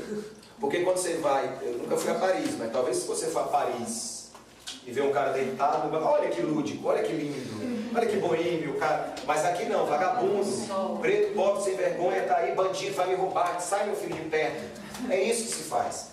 É isso que acontece quando a gente não tem essa sensibilidade, né? Para entender que todos que vivem na cidade e a cidade tem que usar. Ai, cara, mas peraí, eu vi a gente incomodada em situações porque o cara não estava lá dentro do ônibus, peguei o ônibus, cara.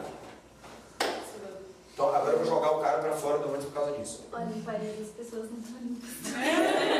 Aí você vai lá em Paris, aí só que aqui assim, eu pego o busão da Transol, eu pego o busão da Transol, senta um cara do meu lado, né? E o cara tá lá, né? Não está devidamente higienizado para os nossos padrões, felizmente herdado dos nossos povos indígenas, né? Não estava, beleza, e eu estava me incomodado. Aí o que é que o cara faz? Aí quando desce do ônibus da Transol, chega pra galera na facu e diz assim: gente, tinha um cara do meu lado com CC que, pelo amor de Deus, que nojo. Agora esse mesmo carinha vai para Paris, pega um ônibus e senta o cara fedorento do lado dele, ele chega aqui no Brasil, gente, você não acredita, gente, eu fui lá e conta rindo, conta achando legal. Incomodou, mas e ri. Lá é cultura. Lá é cultura, aqui é nojeira, né? Não estou dizendo que não estou estimulando Mas estimulando pelo amor de Deus, eu estou estimulando o direito das pessoas. ser diferente. E o direito das assim, o direito das pessoas serem respeitadas naquela circunstância momentânea que ela está vivendo. Não quero que o cara fique mal higienizado, né, para o resto da vida, não, cara. Eu quero que o cara tenha acesso à saúde, a bucal, saúde, tudo que tem direito. Claro que eu quero, mas enquanto ele não tem, eu não vou reconhecer essa pessoa como sujeito de direito, gente. Eu tenho que olhar e dizer assim: a culpa é minha porque esse cara está assim. Porque eu vivo numa sociedade excludente. Porque eu vivo numa sociedade que não compreende muitas vezes que uma pessoa em situação de rua não está ali não só porque foi tirada, porque ela tem gente, pessoa em situação de rua que foi despejada, tem gente que está desempregada, não tem como pagar o aluguel e está lá na rua porque é o jeito, e tem gente também que está ali porque quer viver na rua, porque prefere ser entre aspas, um pária da sociedade, prefere estar à parte porque se sente. Então assim, vamos reconhecer esse direito da pessoa, e vamos pôr em debate, mas vamos reconhecer. E vamos admitir que a culpa é minha quando eu sou omisso pela exclusão.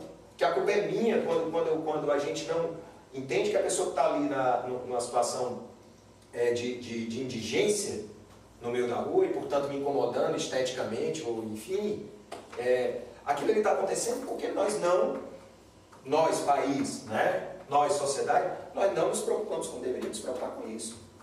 E porque muita gente que vai ouvir isso aí que eu estou falando vai dizer: olha, o cara de novo com esse discurso aí, cara. Isso aí eu estou ouvindo há anos. Esse é o problema, as pessoas estão ouvindo há anos. E a gente, vamos esperar a bomba estourar então. Vamos esperar que Florianópolis, de Floripa, vire já foi. Porque ninguém vai vir mais para cá. E aí nós vamos ver o que é uma cidade degradada, detonada. Né? Não, é mais fácil, Marcelo. Fecha as portas e fica só nós aqui dentro. Tá? Então vamos esperar lentamente o dia da morte de cada um, isso aqui virar um grande deserto. Então. Né? Mundo sem ninguém ali do History. Né? Vamos esperar isso aí, então. Né? Mas essa é a questão, gente. Se, discutir o direito à cidade, em resumo, é pensar em cidades que possibilitem o usufruto dela por todos e todas, indistintamente, de preferência invertendo o sinal, por todas e todos, tá? Indistintamente. E fazer isso, né? Fazer compreendendo que as cidades são multifacetadas, que as cidades têm diversos aspectos que estão na sua componente que a constroem ou que a realizam, e que por isso todos têm, por esse mérito, o direito de usufruir dela. Então o direito ao transporte, indistintamente, ele se traduz no momento que assim, não adianta a gente ter uma discussão sobre um transporte público de qualidade quando aos domingos os ônibus não funcionam na cidade. Quando as linhas se diminuem drasticamente. Porque aquilo ali é um atestado para dizer o seguinte: queridinho, tu lava o chão da minha casa, todo dia tu vai, mas no domingo eu não quero ver a tua cara, fica no teu gueto. Quando isso piora ainda mais quando a gente pensa na zona metropolitana da cidade, Sim. que tem linhas canceladas no domingo. Canceladas. Mas é consequência do modelo produtivista, né? Uhum. Precisa Exatamente. ter a infraestrutura funciona para atender o mercado. Cidade-mercado. E aí o fluxo da cidade é cidade-mercado. Exatamente. E aí é que está a questão. O fluxo da cidade é determinado pela cidade-mercado e a cidade morre aos domingos. Né? E a cidade morre aos sábados. Perde com isso a cidade e a face cruel disso tudo. Um ser humano está alijado de tudo isso. Um jovem que está ali doido para estar no mesmo lugar que o menininho cheiroso, bonitinho, que papai cuidou, coitado, não estou ocupando, mas queria estar na praia com ele. Mas além de ser muito difícil de chegar na praia, quando chega, todo mundo olha assim, ó. Como é que o cara desse não vai se delinquir mais na frente? A possibilidade é grande. A possibilidade é muito grande. Né?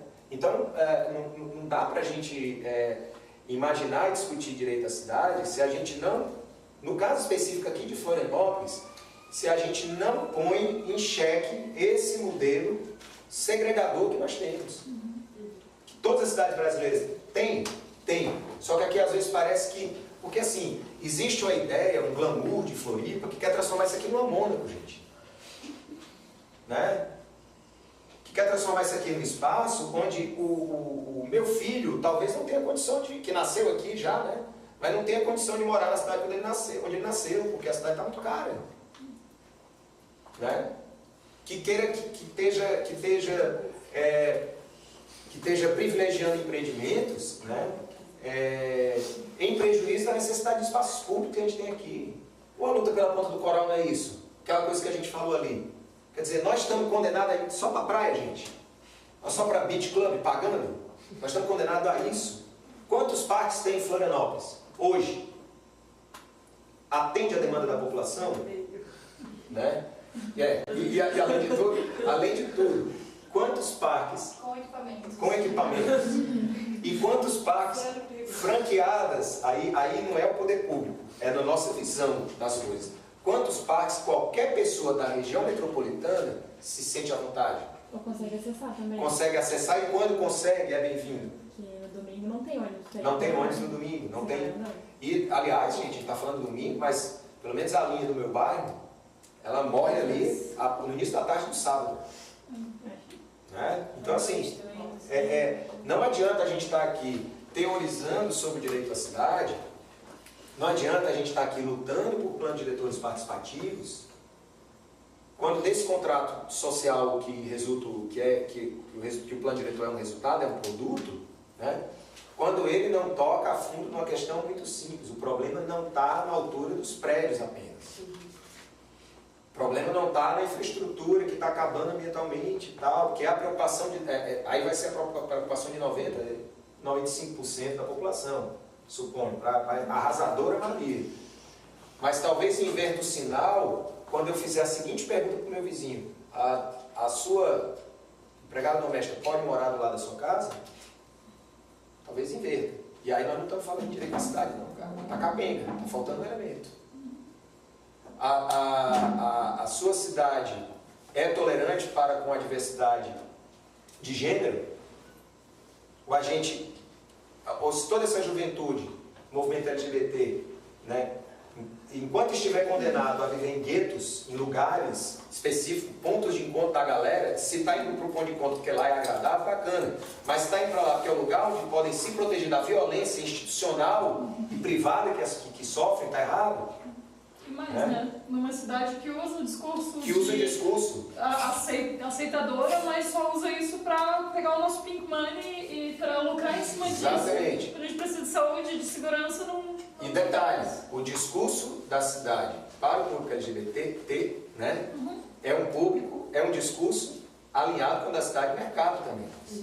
Exato. É o consumidor, é a grana, big money. É o turista, grana. não é o morador. É o turista, é o morador. E detalhe, nem o turista, porque se o turista sai da bolha de proteção do segurança que está ali cuidando, vai tomar porrada de gente de fora. Até porque o turista toma porrada mesmo nos lugares que dizem que ele é aceito, sabe? Tipo... Então assim, isso é direito à cidade? Está garantido o direito à cidade para uma pessoa dessa? Não está.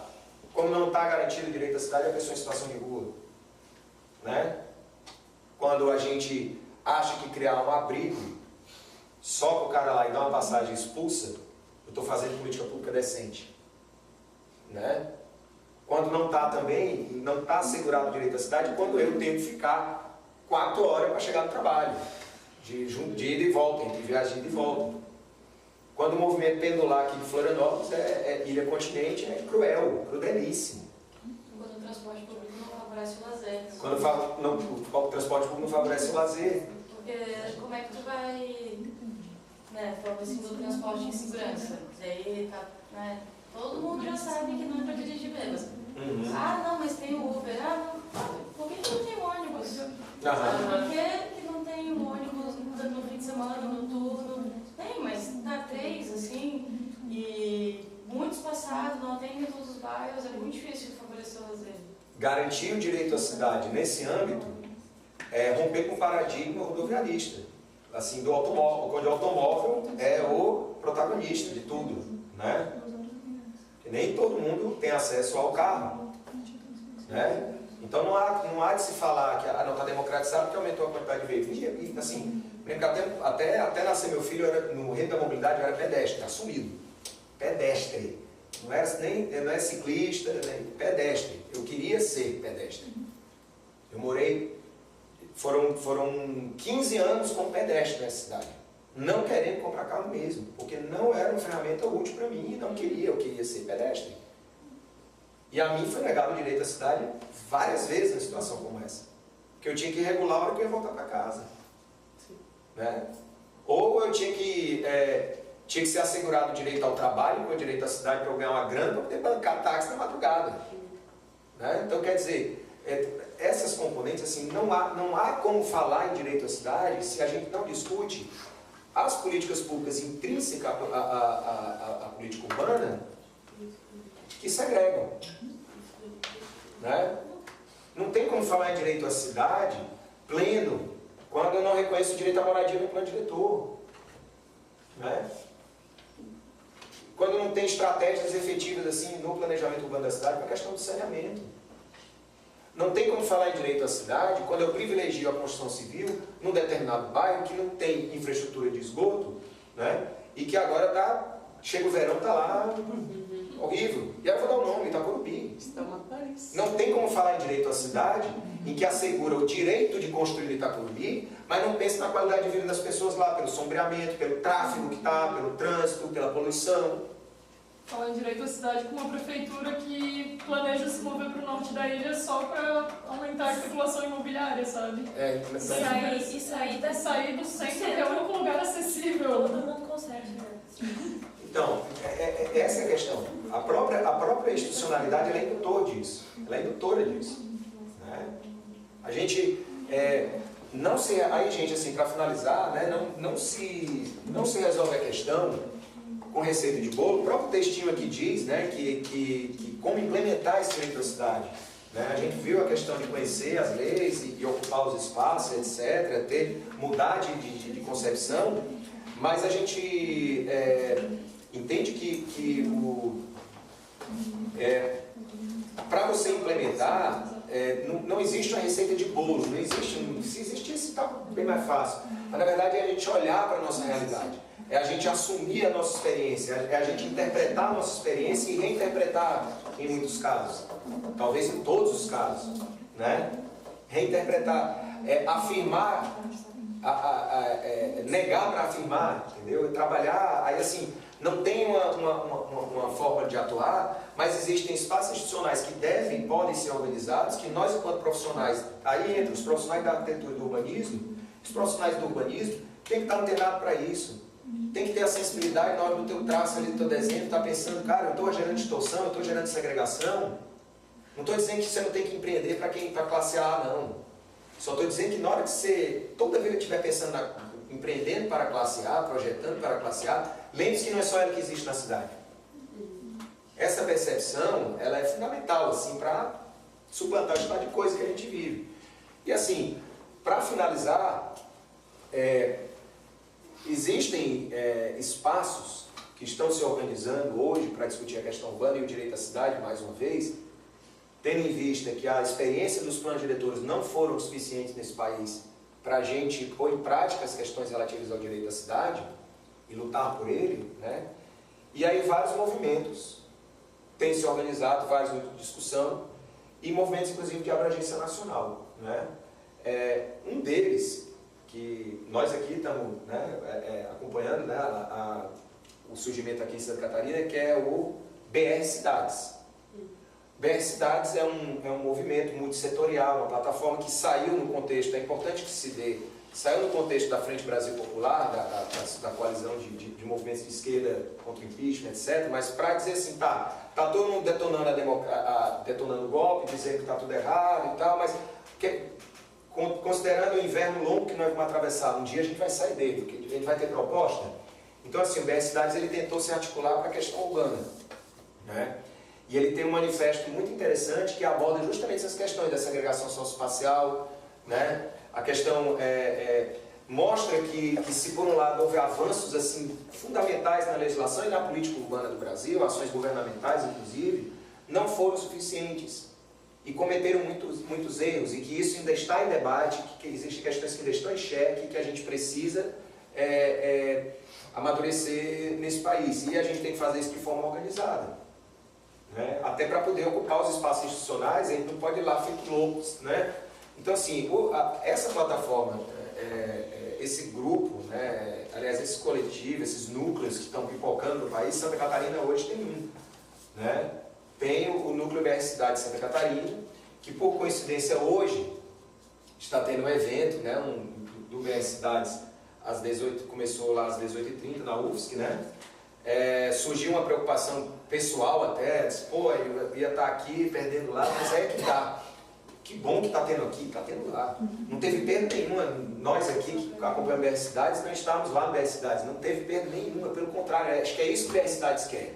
Eu acho que é isso que, se você for ler o manifesto, você vai ver, está se tensionando que a gente crie núcleos locais para discutir, para debater, como que essa iniciativa da UB foi massa e da Conversa Urbanas, que é nesse sentido. Então assim, o BR Cidades está acontecendo aqui também, né? Como está acontecendo lá, não houve perda nenhuma para nós, pelo contrário. Se não, gente, a gente vai ficar fazendo reunião do grupinho e falando nós para nós mesmos. Tem que dar um tapa na aranha parida mesmo e jogar aranha para tudo que é lado, né? É isso que a gente tem que fazer, né? Então, hoje está ocorrendo esse evento e a sugestão que a gente faz aí, convite inclusive, é que vocês acompanhem. Existe, põe lá a BR Cidades também no Google, vocês, lá tem o Quem Somos, tem o manifesto, vai ter um encontro nacional agora, né, para organizar essa articulação nacional que está tendo. Não acredito que seja essa a intenção do movimento de incensar nomes e referências, até porque um dos grandes problemas desse país é a gente ficar buscando Messias sempre, mas a gente não pode deixar de dizer que nossa grande urbanista Hermínia Maricato, né, é uma das pessoas de referência que está aí, ó, numa cruzada, né, país afora. Eu não sei usar esse termo cruzada, não vou usar não, tira, que isso é muito feio, né, que está aí numa empreitada, viajando exaustivamente país afora, lançando diversidade nas capitais, né, e deu uma entrevista agora no Mário Sérgio Conte, lá da Globo News, que vale a pena procurar, ainda que seja na Globo News, tá, gente? Mas pelo espaço dado para a Hermínia, vale a pena a gente assistir, e lá dá para entender bem o que é esse movimento. Esteve né? aqui, né? Esteve aqui, o lançamento aqui de Santa Catarina foi assim, paradigmático, foi muito interessante, lotou o plenarinho da Alesc e deu bons resultados, nós já estamos indo para o terceiro evento nosso aí, né?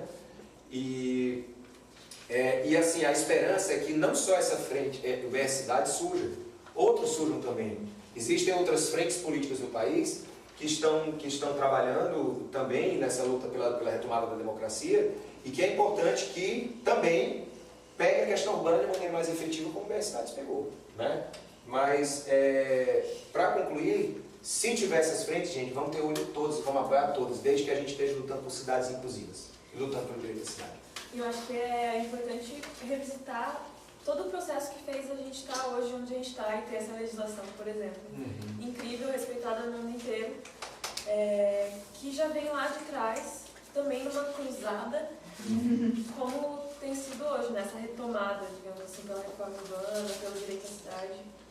E eu acho que todos esses problemas políticos e essa questão de ter uma legislação incrível que não funciona, é a falta de coesão social que a gente tem, a gente é extremamente imaturo, uma democracia que mal existiu já não existe mais. Enfim, eu acho que tudo isso é por falta de coesão social e o BR Cidades, assim como esses outros movimentos, é tentar reunir e ressurgir essa coesão, né, para a gente conseguir avançar. Porque sem a coesão não adianta, né, pode ser eu adoro, acho que é super importante todo mundo ter mobilidade, habitação, mas a minha empregada não quer aqui do lado. Por quê? É falta de coesão. Todo mundo quer transporte coletivo, mas ninguém quer o ônibus na porta de casa. Né? Todo mundo quer um meio ambiente sustentável, mas se você tem uma gleba para fazer um loteamento, você fica pé da cara com o percentual para área verde que você tem que destinar. Então fica difícil. Né? Essas coisas que não fazem muito sentido por falta dessa coesão, que a gente não tem mesmo, que tem que criar, né? Permita-me só mais está estourando o horário, mas é porque eu queria também aproveitar para divulgar também o Instituto, o IBDU, tá? Que assim, nós lá no IBDU temos o site também, né, do Instituto Brasileiro de Direito Urbanístico, com o IBDU na net também vocês acham fácil. Nós estamos aí também num esforço atual para trabalhar essa gestão de maneira descentralizada, tentar empoderar as regionais para eles saírem assim, para sair de uma atuação mais localizada em um determinado eixo do país. Para isso, a gente criou essas coordenações regionais, né, na qual estou eu e o professor Miguel, da Universidade Estadual de Londrina. E aí, qual é o pedido que eu queria fazer? Um convite, gente. Se vocês puderem somar também, o pessoal tem meu contato, né? Mas se vocês quiserem somar também nas ações da Regional Sul que a gente quer desenvolver para pôr em prática essa ideia da descentralização do IBDU, porque o que é importante?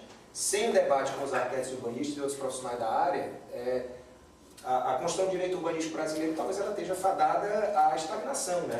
Porque a gente vai rediscutir, vai avaliar e vai pensar nos nossos institutos de direito urbanístico, institutos jurídicos, não o instituto da entidade. A gente vai conseguir oxigenar esses institutos com debate com quem eu não sei, com quem está nisso aí. Então, assim, para que o IBDU não vire na Regional Sul uma equipe de dois, né, no caso eu e o professor Miguel, a gente agora está encerrando o período do planejamento, vamos entrar no trabalho para tentar capilarizar aqui pela região sul e eu queria convidá-los para acompanhar o trabalho que a gente pretende desenvolver da regional, participar dos eventos que a gente vai promover, né? E também, sobretudo, aí, acompanhar a produção nacional. Ver o que o IBDU tem pontuado, que tem muito material interessante lá no site, tá? Quem se interessar pela questão, tá aí, tá bom? Bom, a gente vai manter aí nossa promessa. Queria agradecer a todo mundo por ter vindo já e convidando para o nosso próximo, que vai ser no dia 5 do mês que vem, com a Daniela, vai ser um debate sobre gênero e cidade. Um assunto que veio todas as vezes, né? por coincidência, Fiquei talvez. louca pra Já entraram. Já vou comentar aqui. Mas devia ter entrado. Agora, a gente vai para a parte mais legal, que é continuar a discussão lá embaixo na rua, no bar do Milton. Todos convidados para a nossa mesa de bar, quem quiser se juntar e continuar o debate. E avisem os amigos que, mesmo se não puderem vir, para que acompanhem, né, online, a gente está fazendo transmissão. A ideia é que a gente consiga estimular a cidadania mesmo, e que a gente consiga perceber o papel social de cada um de nós e fazer as coisas acontecerem mesmo. Valeu, gente. Obrigada. Obrigada.